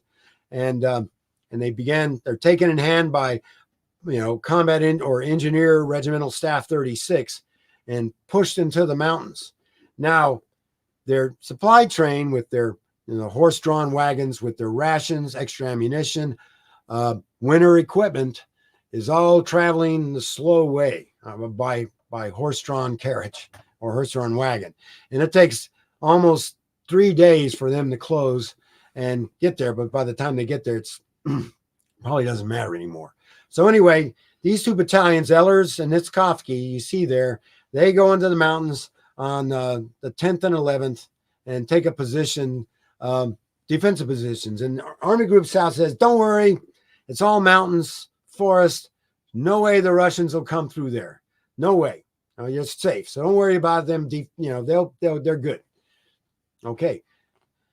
By doing so, they violated one of the primary directives that Dirlewanger gave or was given by Herfla. Do not let any element of the Dirlewanger Brigade be outside the span of control of Dirlewanger. And you already violated this when these 2 battalions were put up in the mountains, because Dirlewanger was nowhere near them when the battle began. So they're in there. So between the 10th and the 13th, what you see here is the 9th Guards Mech Corps begins a close. They seize the town of Dergeli Palank, kick out the Hungarian battalion defending it, and begins working its way westward through the Ipoli River Valley. There's a couple of battles. The town of Hont is held. There's bitter fighting taking place, but a tank battalion from the 46th Tank Brigade punches through, and they make it all the way to the town of Homok by the 12th. And only the intervention of the Luftwaffe, which makes a rare appearance, are the Russians or the Soviets prevented from breaking out all the way into the plains and busting the Ipolysag gap. But a squadron of Henschel 129s, according to one account. Another account says Ju-88s, but I'm inclined to think it's Henschel 129 tank busters. 15 of the tanks in the leading element are either knocked out or destroyed by the Luftwaffe. So this causes the Russians or the 9th Guards tank Mech Corps to pull back a little bit and consolidate. So you see this wedge being driven into German defensive lines, and the Germans are still up in the mountains. Ehlers, Nitskovsky, and the engineers below. North of the Ipoli River, you see Dirlewanger Brigade finally beginning to come into position. There was a temporary measure, a stopgap. One of the Panzer Grenadier battalions from the 24th Panzer Division was put into the town of Ipolysag under the command of Rittmeister Zischler. And you see his in the center there where you see Zischler, that's where his battalion was. Now, on the 12th and the 13th, the Red Army, actually the 18th Guards Mech Corps attempts to take Ipolysag on the fly, but Zischler's ready for him. With integrated anti-tank defense, he has artillery, self-propelled artillery battery in support, and they lay waste to the first Soviet attempt to take Ipolysag. Knocks out a number of tanks, kills a large number of Soviet troops of the 18th Guards Mech Brigade, and which pulls back.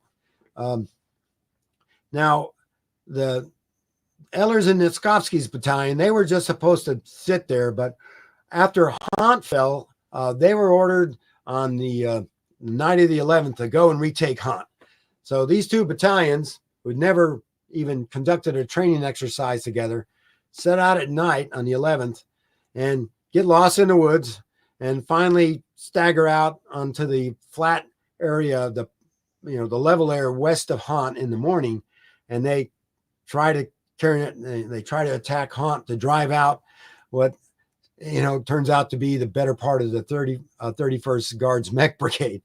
They're shot to pieces, take a number of casualties. A few men use that as an opportunity to desert, and the rest fall back in some disorder and intermingled, and they wind up having to switch positions so that Nitskovsky swaps with Ehlers. So it's a big gaggle. It's a big mess. The Hungarian self-propelled flak, which tries to help them out, gets shot to bits by the T-34s or the Shermans, depending, because they're all mixed up. So it's big melee there, but this is where it's at the end of the 13th. You've got Dirlewanger CP is in the town of Palast. Buchmann has his in Felsentour. Pollock's 3rd Battalion is to the east, and you see but Stegman's battalion is way up there. It's still under Herfla's control, not committed.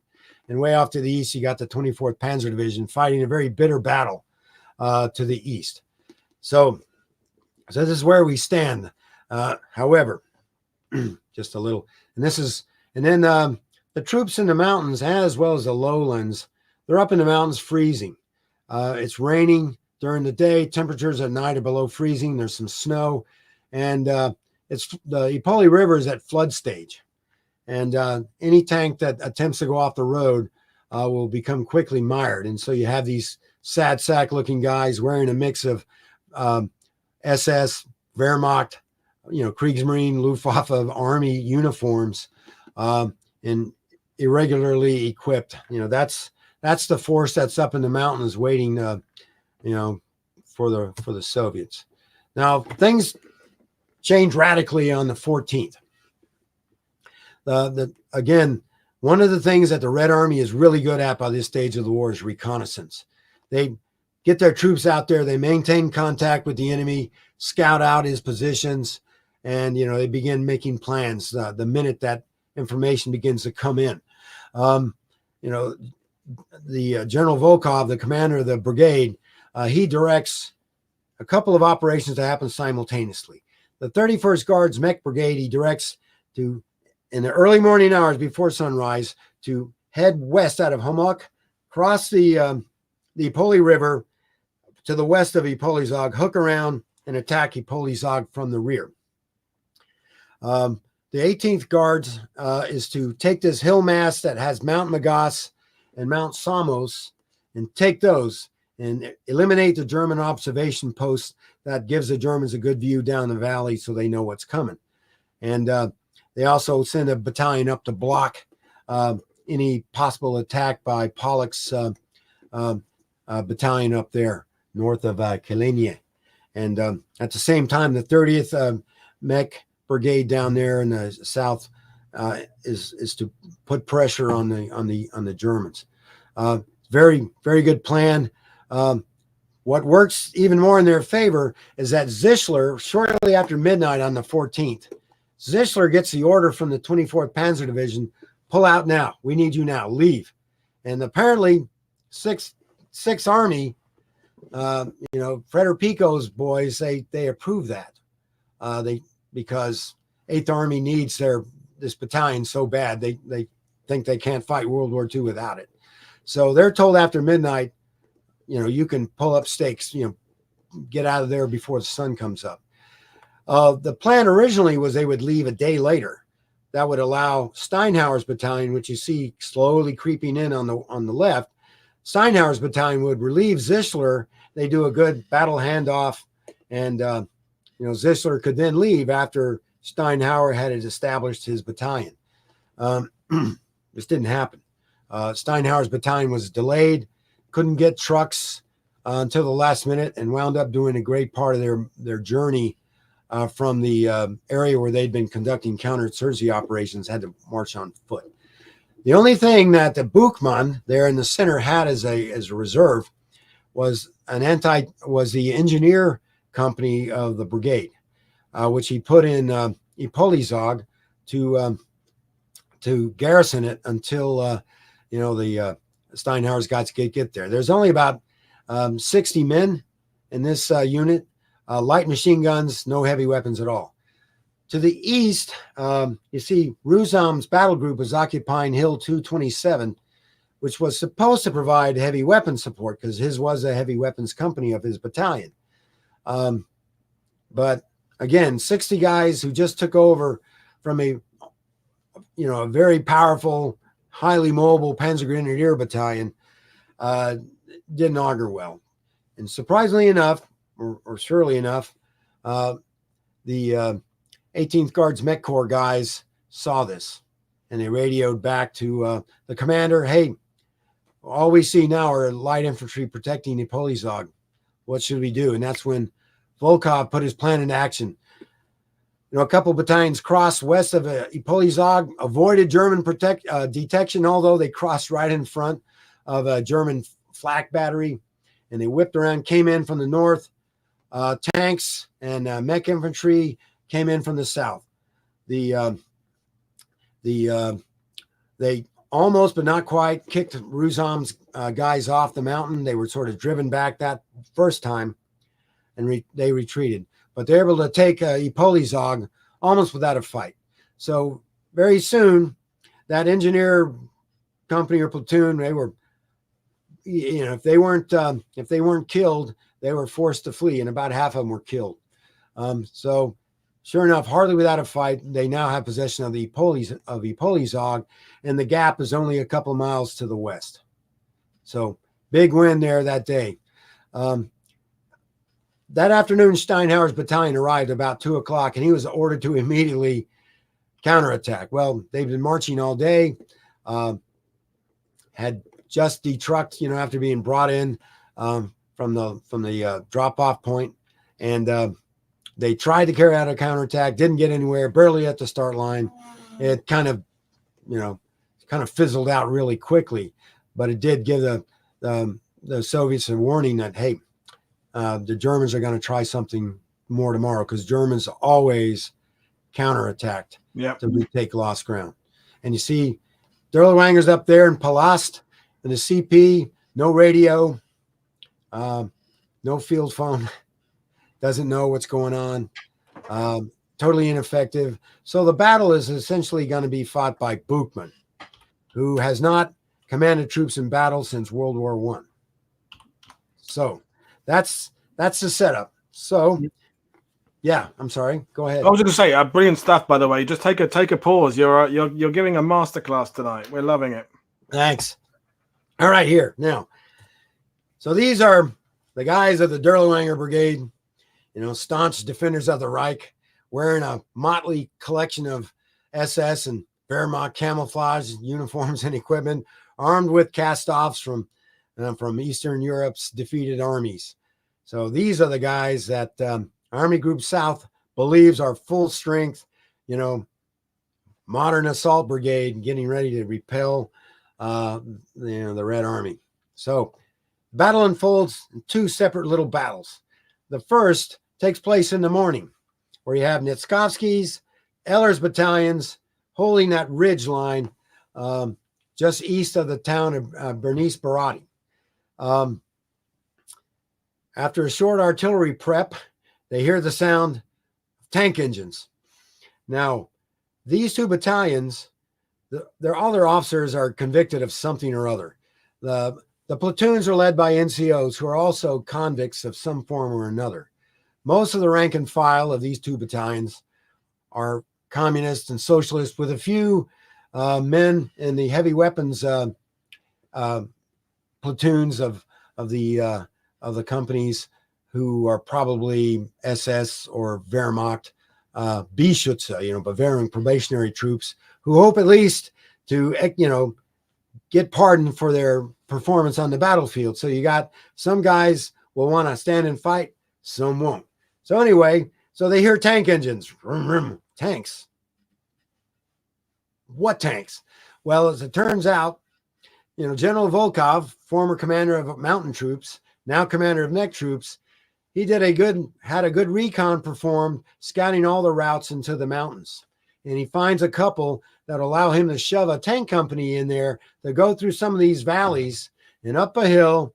And next thing you know, the guys sitting in their foxhole after the barrage is lifted, they hear, hurrah, which is usually the sound that only made when, Soviet troops are in the attack.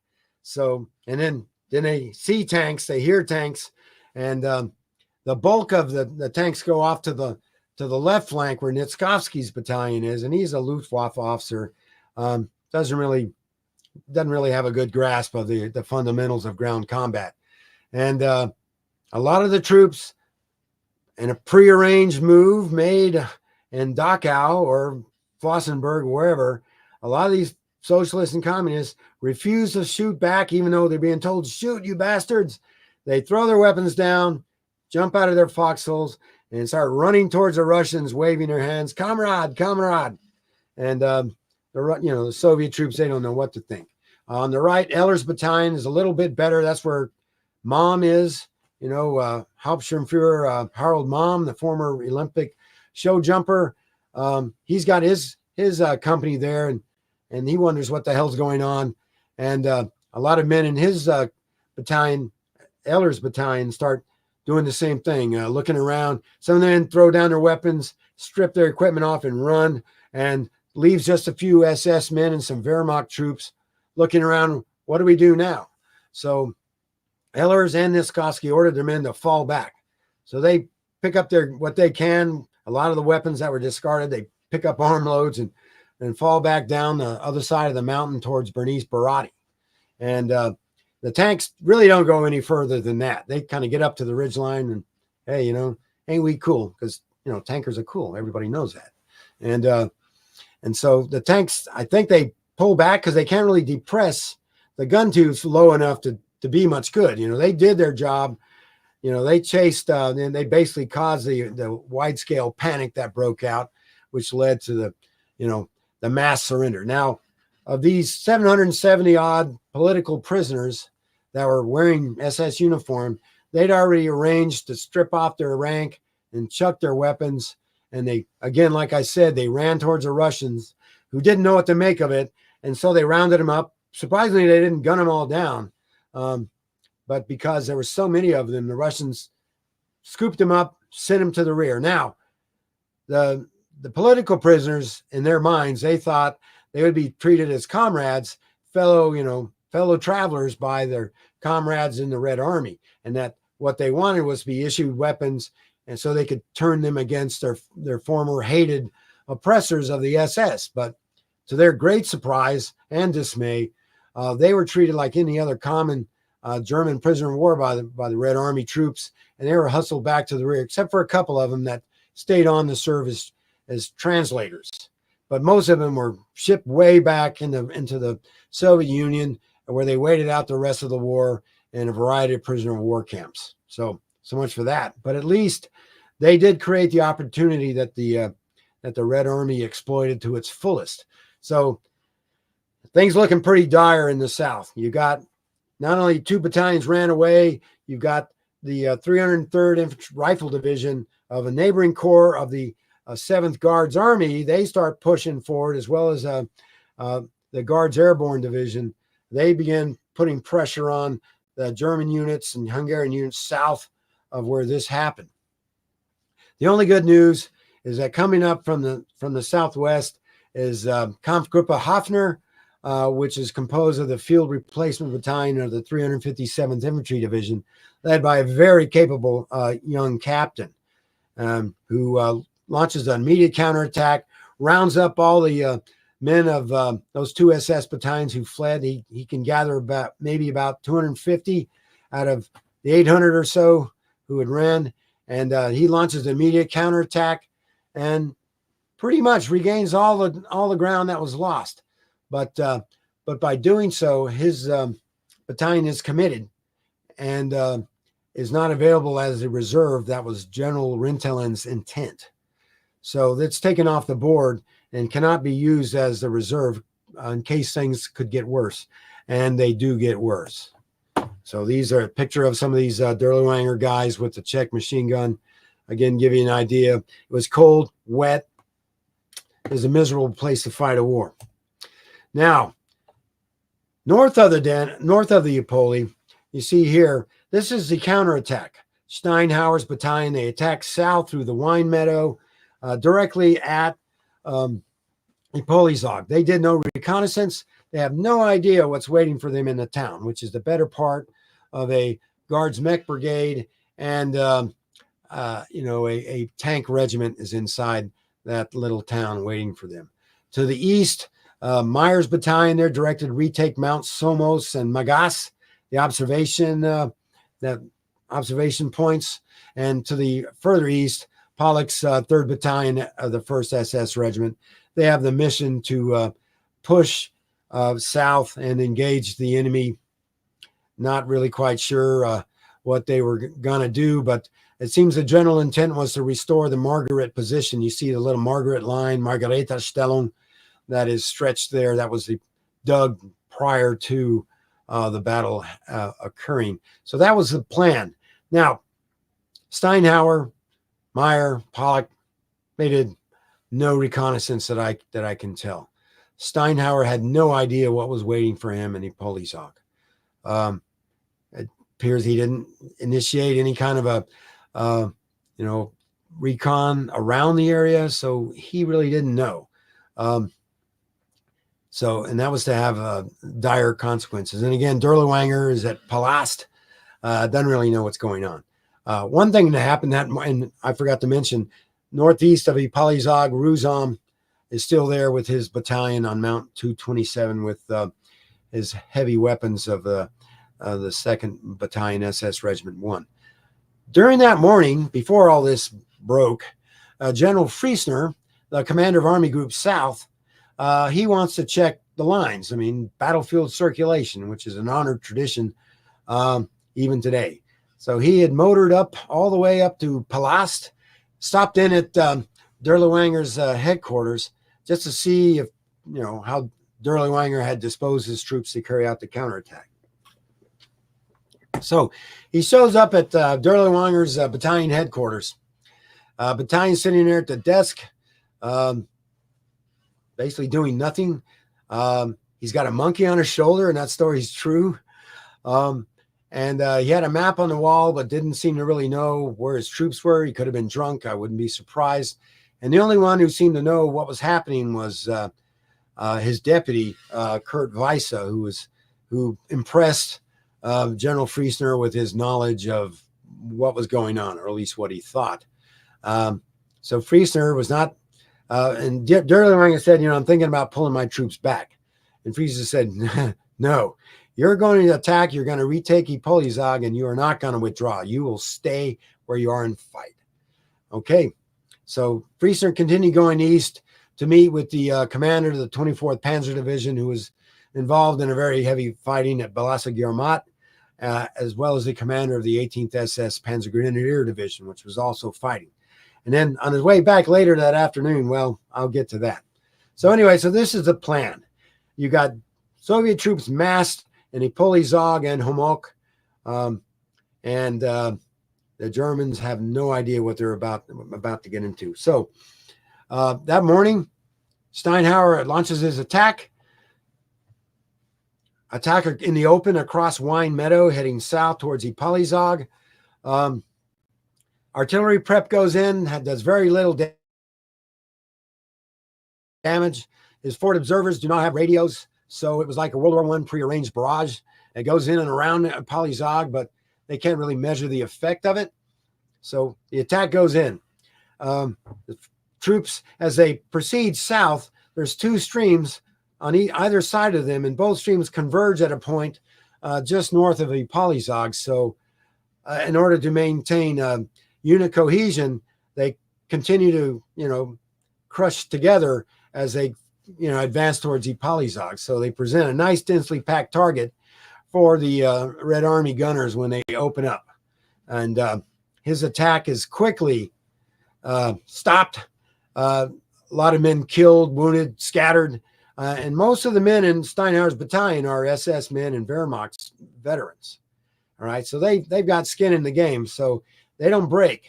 They go to ground, and Steinhauer tries to figure out what's going to happen next. Meanwhile, on Mount 227 to the east, Ruzom, which had fended off a tank attack the previous day, gets hit by a concerted tank attack later that morning, shortly after noon, and is overrun. Ruzom's killed. A good number of his men surrender, who are socialist and communist, and a lot of the survivors flee to the northeast. Meyer's attack begins to make good progress. Pollock's attack makes good progress. But right now, Steinhauer's been brought to a halt. Can't attack, can't retreat, can't go left, can't go right. He's stuck in the middle, and he's being pounded by direct fire from main guns and machine guns of a lot of tanks arrayed along the northern edge of Ipolysag. And again, just remember, they'd only learned how to use the Panzerfaust the day before. So this is a Hungarian troop somewhere in the valley, bravely expecting to knock out his T-34. Now, okay, after the German attack stalls, General Volkov orders, 31st Guards Mech and 18th Guards Mech, go. Okay, 18th Guards Mech attacks north up the valley, overruns Buchmann's headquarters, overruns the Hungarian 80 millimeter gun that's been positioned on the road to block such an attempt. They fire half a dozen rounds point blank at the Soviet tanks, miss every single time. Crew runs away, the gun is destroyed, and the Soviet tanks keep pushing north.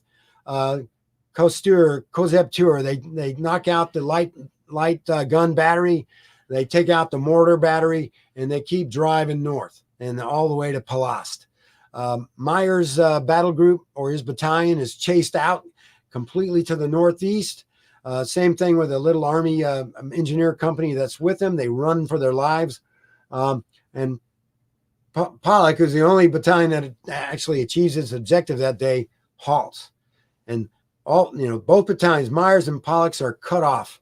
From that point, they cease taking direction from Dirlewanger because they have to begin, they have to fall under the control of the 24th Panzer Division. Meanwhile, the bulk of the 31st Guards Mech Brigade, they go north, they go west-northwest. They chase Steinhauer's men across the meadow, machine gun him. Steinhauer's men managed to knock out 3 tanks with Panzerfaust, which is quite an achievement. And then they come to the Chemnitz River, which is really a creek, but it's in flood stage at this point. And there's a bridge at a little village called Kistampa. At that point, Captain or Hauptsturmführer Harold Mom, who had been south in command of a 5th company, he was declared excess since he didn't have any more troops to command. And General Rinteln grabs him by the shoulder strap, says, "Young man, get your rear end up to Dirlewanger and see what help you can do." So I guess, I don't know how he gets there, but he makes it to Kistampa. Mom rallies, and Steinhauer's men are running by. They're just fleeing. They're running for their lives. Mom rounds up 27 stragglers and the crew of 3 anti-tank guns, or those little pop guns, and one light mortar, an 80 millimeter mortar.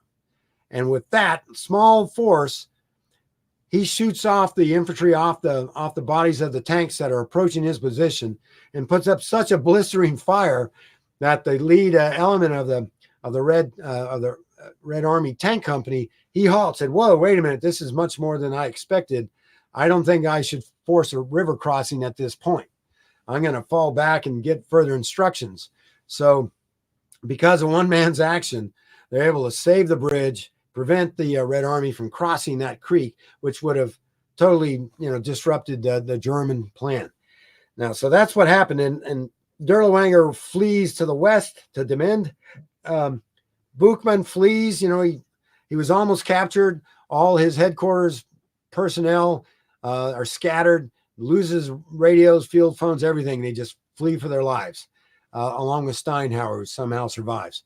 Wehrmacht General von Roden, he's brought in to set up a interception line. You see these little symbols there running north from Egeg all the way down to Polyvisk to intercept all these fleeing SS men and try to round them up and put them in some kind of order. So it's bad.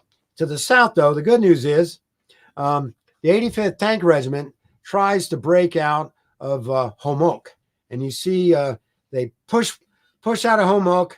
The intent was to break through, but there's a couple Luftwaffe flak batteries. Shoot them to hell. Just shoot the living hell out of these tanks and force the Soviets to turn back. So that's the only good news of that day. Now, General Rintelen had been counting on using Hoffner's battle group as his reserve. So had Hoffner not been committed to the mountains, he would have used Hoffner instead, probably to retrieve the situation at Ipolysag, or at least, help create a new defensive line. But because Hoffner got sucked into the fight in the mountains, he wasn't available. So that's how, you begin to see cascading effects, our domino effect begin to influence the situation. Now that night, Army Group South realizes that it is in deep kimchi, to steal a phrase, and they've got to do something. But what they have, because clearly Dirlewanger Brigade has been scattered. It's no longer a viable fighting force. Hoffner doesn't have enough of his own division to really do much except hold. The Hungarian, most of the 3rd Hungarian Motorized Infantry Regiment has been wiped out by this point. So really all holding the line at this point was a couple flak batteries, a couple engineer companies, and blind luck. At this point, the Red Army, Volkov really doesn't know just how weak the Germans were. In fact, he's probably surprised. But his troops get as far as Palas and stop. So this is kind of where things froze at the end of the day. And the 6th Army is scrambling, but it doesn't have anything left to give up. And so it's up to Army Group South to come to a solution. Again, here's one of those little 37 millimeter guns that Mom used to hold the line. And he's the only officer of the Dirlewanger Brigade that distinguished himself in action. And Army Group South made that a point in a report to Guderian that night. It didn't get Mom pardoned, though. He still had to keep fighting in SS uniform. Now, so Army Group South said, well, we got to do something. It's dire. Okay. They wanted to do Spätlese, the big attack south of Budapest on the 11th. That got kicked back to the 17th because of rain. And so we're going to do it the 17th, but we got to solve this first. So General Friesner suggested to Guderian, and Guderian approved it. Look, I want to take the 8th Panzer Division out of position west of Budapest, send it across the Danube, and have it launch a counterattack to restore the situation. That ought to be enough. But it had to leave behind its armored battle group, which was its new Panther Battalion, its armored infantry battalion in Schützenpanzerwagen, and armored engineer company, armored artillery battery. All that had to be left behind for Spätlese. So you got an armored division crossing the Danube going north without any of its accustomed heavy, armor support. Panzer divisions are taught to fight as a team, and now you're taking away its best weapon and you're sending it in battle against the Soviet Mech Corps. It shows you just how desperate the situation was. So the 8th Panzer Division, over the next couple of days, by the 18th, launches its attack from Polyvisk in the direction of Ipolysag, but first had to take Homolk.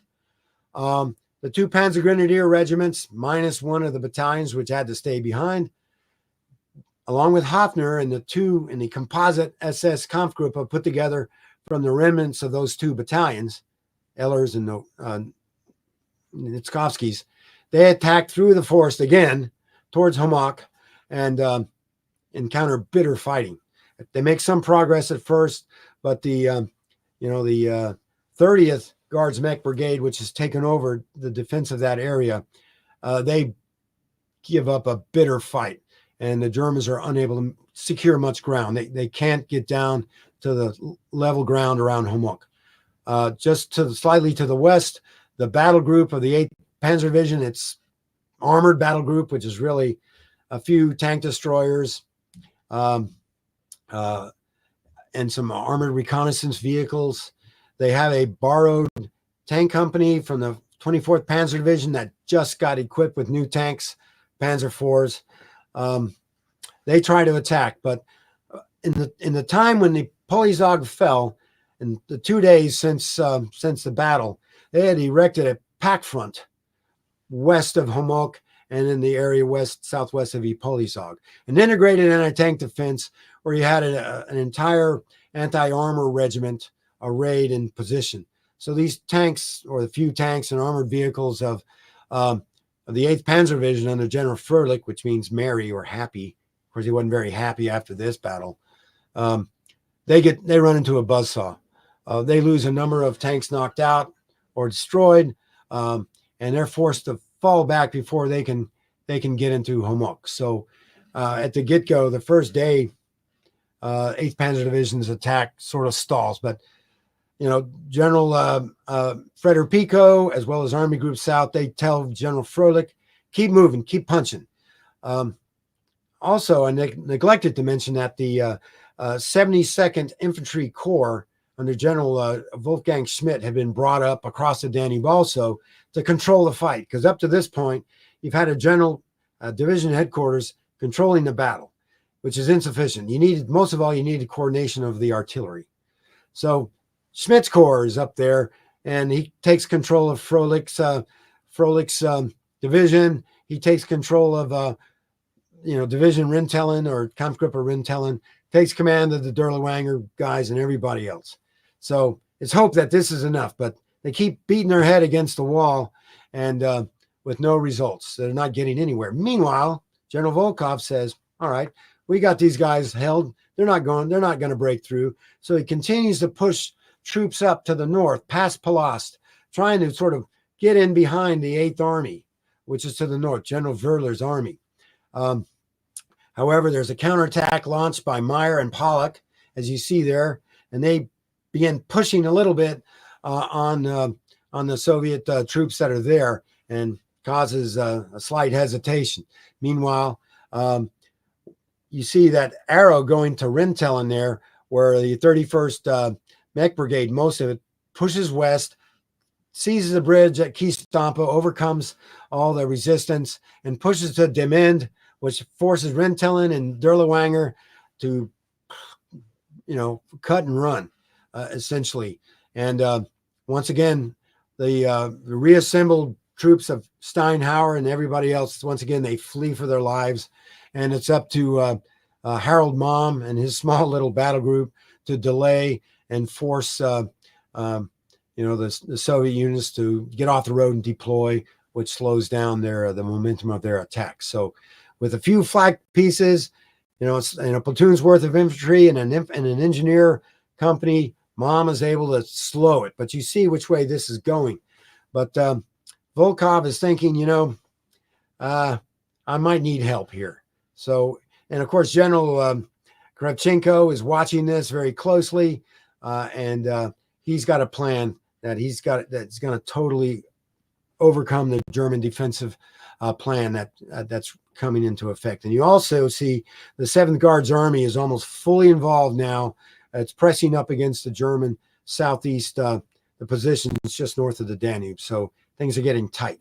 And again, that's one of the self-propelled tank destroyers. 8th Panzer Division was trying to use it as a tank, and you had a few Panzer IVs from the 24th Panzer Division attached that most of them get knocked out. They do knock out a number of Soviet anti-tank guns, but there's a lot to knock out, so they can't win that battle.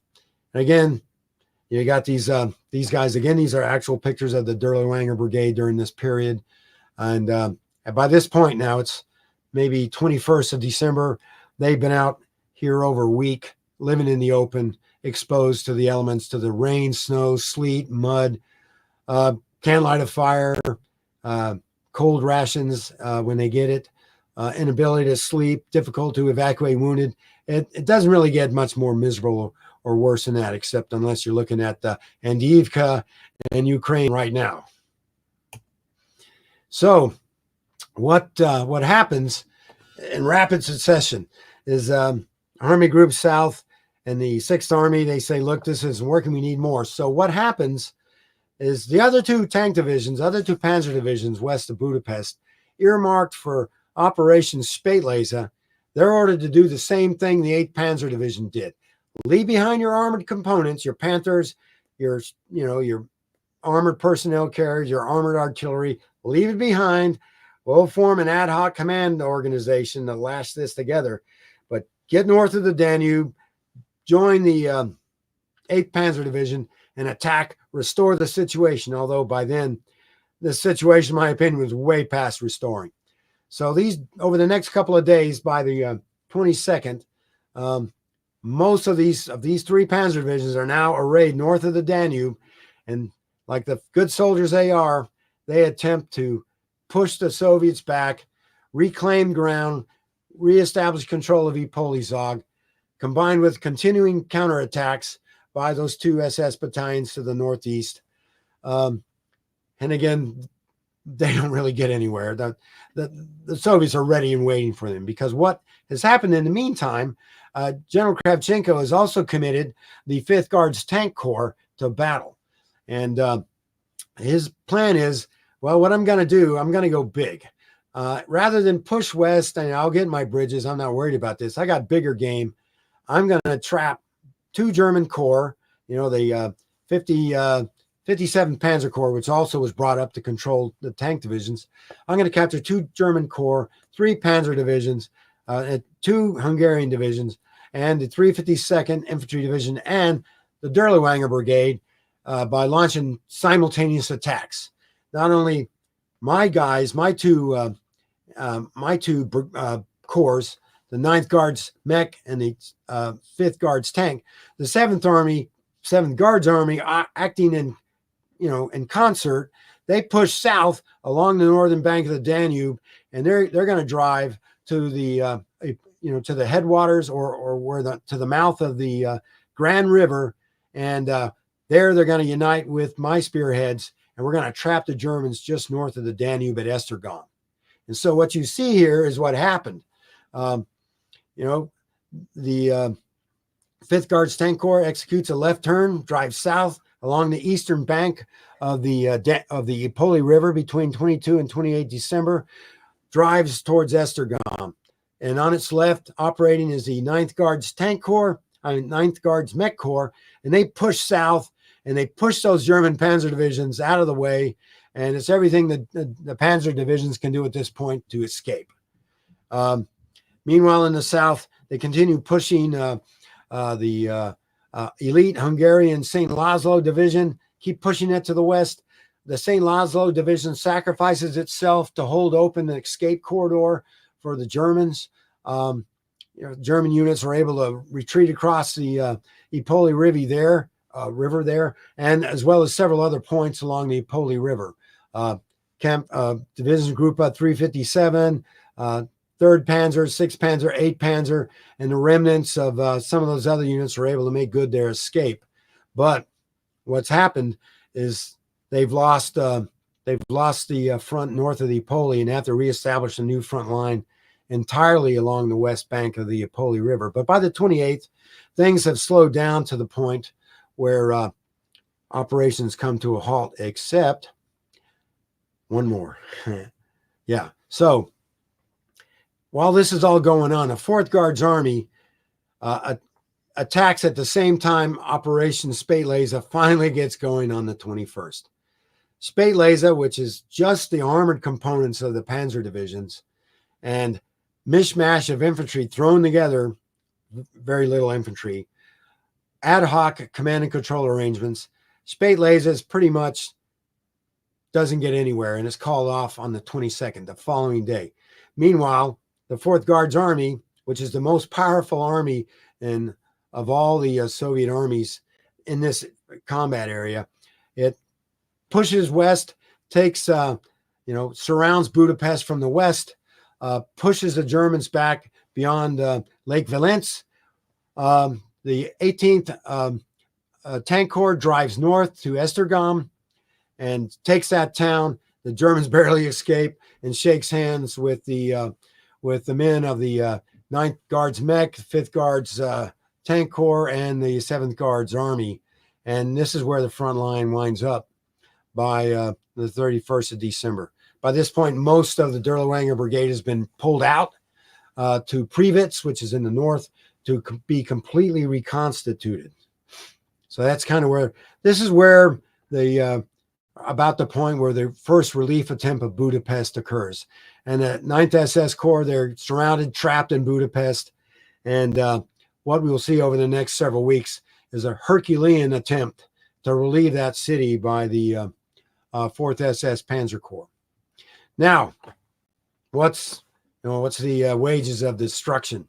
Well, most importantly, the city of Budapest, the capital of the Hungarians, the most strategic important point, and at that point still is encircled from the north and the south. Approximately 80,000 German and Hungarian troops are trapped. Dirlewanger's losses are about 50%, 2,000 to 3,000 men killed, wounded, missing, 3 battalions wiped out, 2 completely scattered, 3 battalion commanders killed, total killed in action unknown.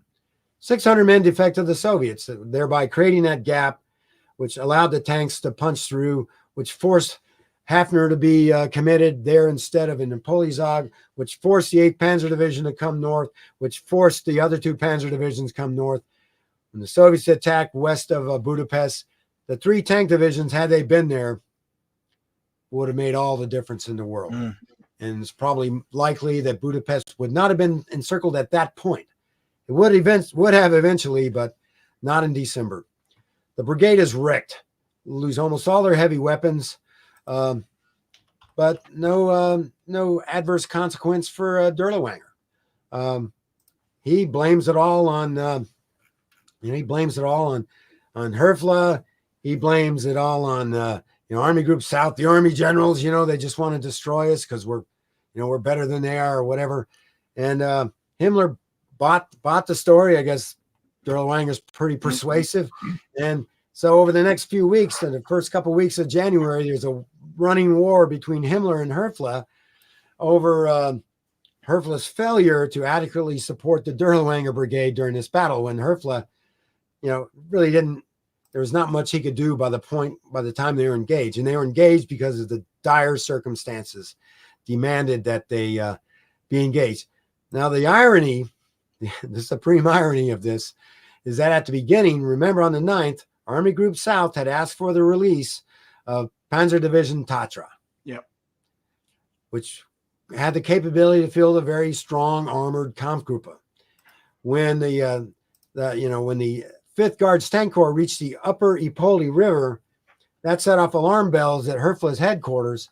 So on the 21st, he ordered Panzer Division Tatra to organize a armored battle group to immediately go to that location, which he did. And this battle group had numerous anti-tank weapons, a couple of self-propelled anti-tank guns, several hundred men, automatic weapons, artillery. And it makes you wonder, had Herfla, who really wanted them to protect the approaches to his seat, and had it been committed instead, when the Zischler's Panzer Grenadier Battalion was pulled out on the morning of the 14th, and had that battle group gone in the Ipolysag instead, we may not be having this discussion. It could have turned out completely differently. But there you have it. Dirlewanger Brigade was pulled back and to the into Slovakia to reorganize, re-equip. Survivors celebrating Christmas Day in Prievidza.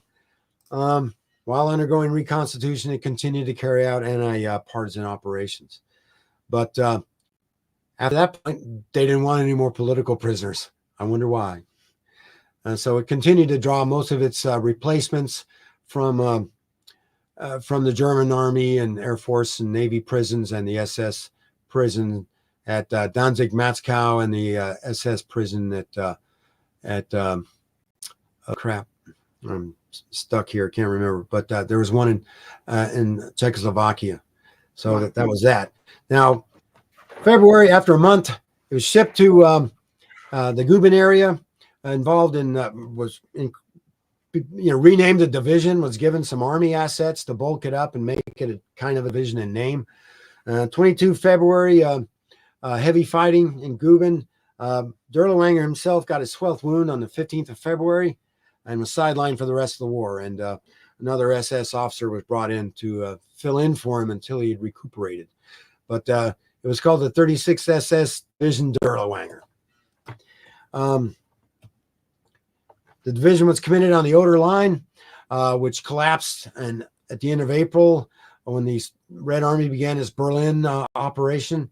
Long story short, the Dirlewanger Brigade division was trapped in the Halba pocket, along with a large number of other SS units from the 9th Army.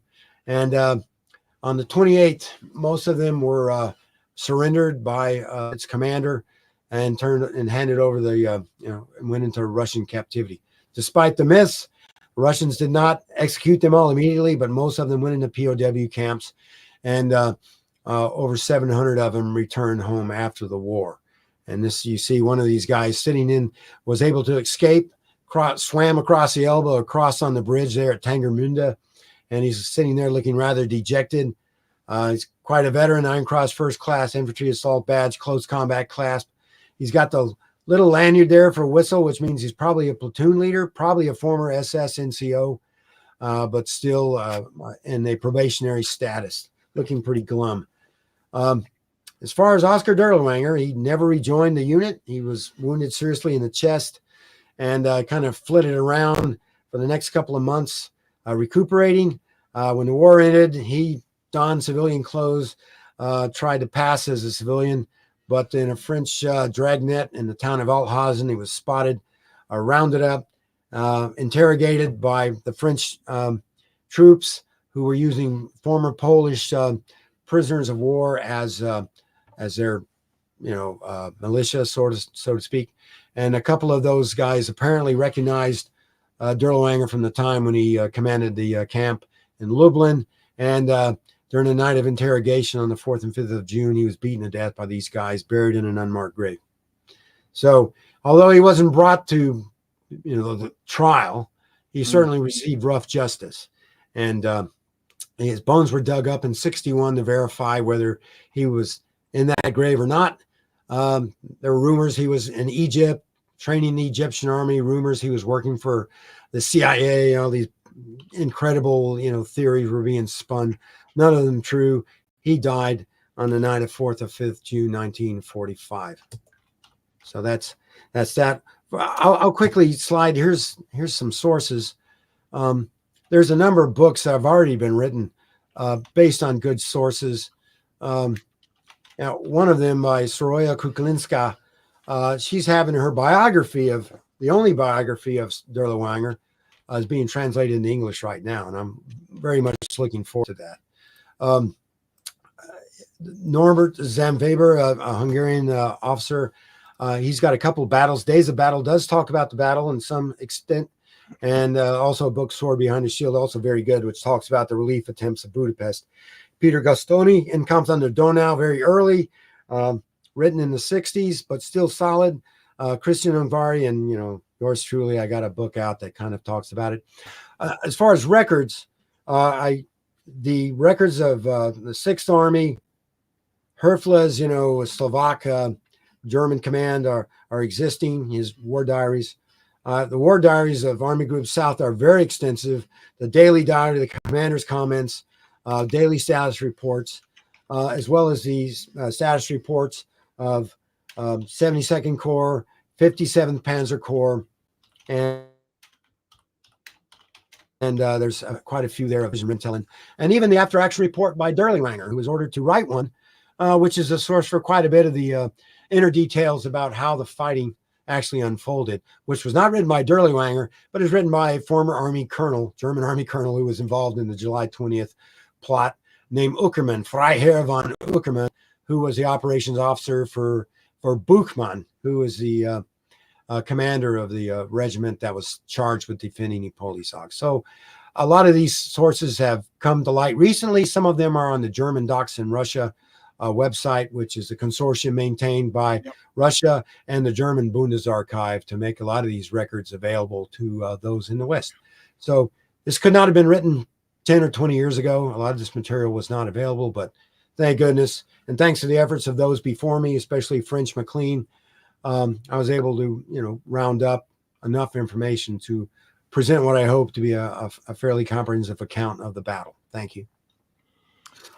Well, fairly comprehensive. Doesn't go anywhere near far enough to describe this, Doug. It's been absolutely fantastic. And because we've been going for so long, we're not going to do questions because you must need either a lie down or a whiskey and a lie down or something. But incredible stuff. Brilliant. I mean, one of the best shows ever done here. So, yeah. I've got the whiskey behind me. It's waiting.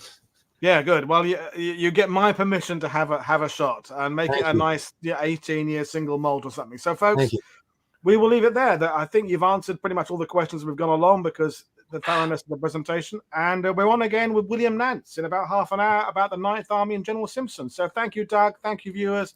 Thank you very much. And become a member of World War TV, everybody. Brilliant. Thanks very much. Bye. Bye.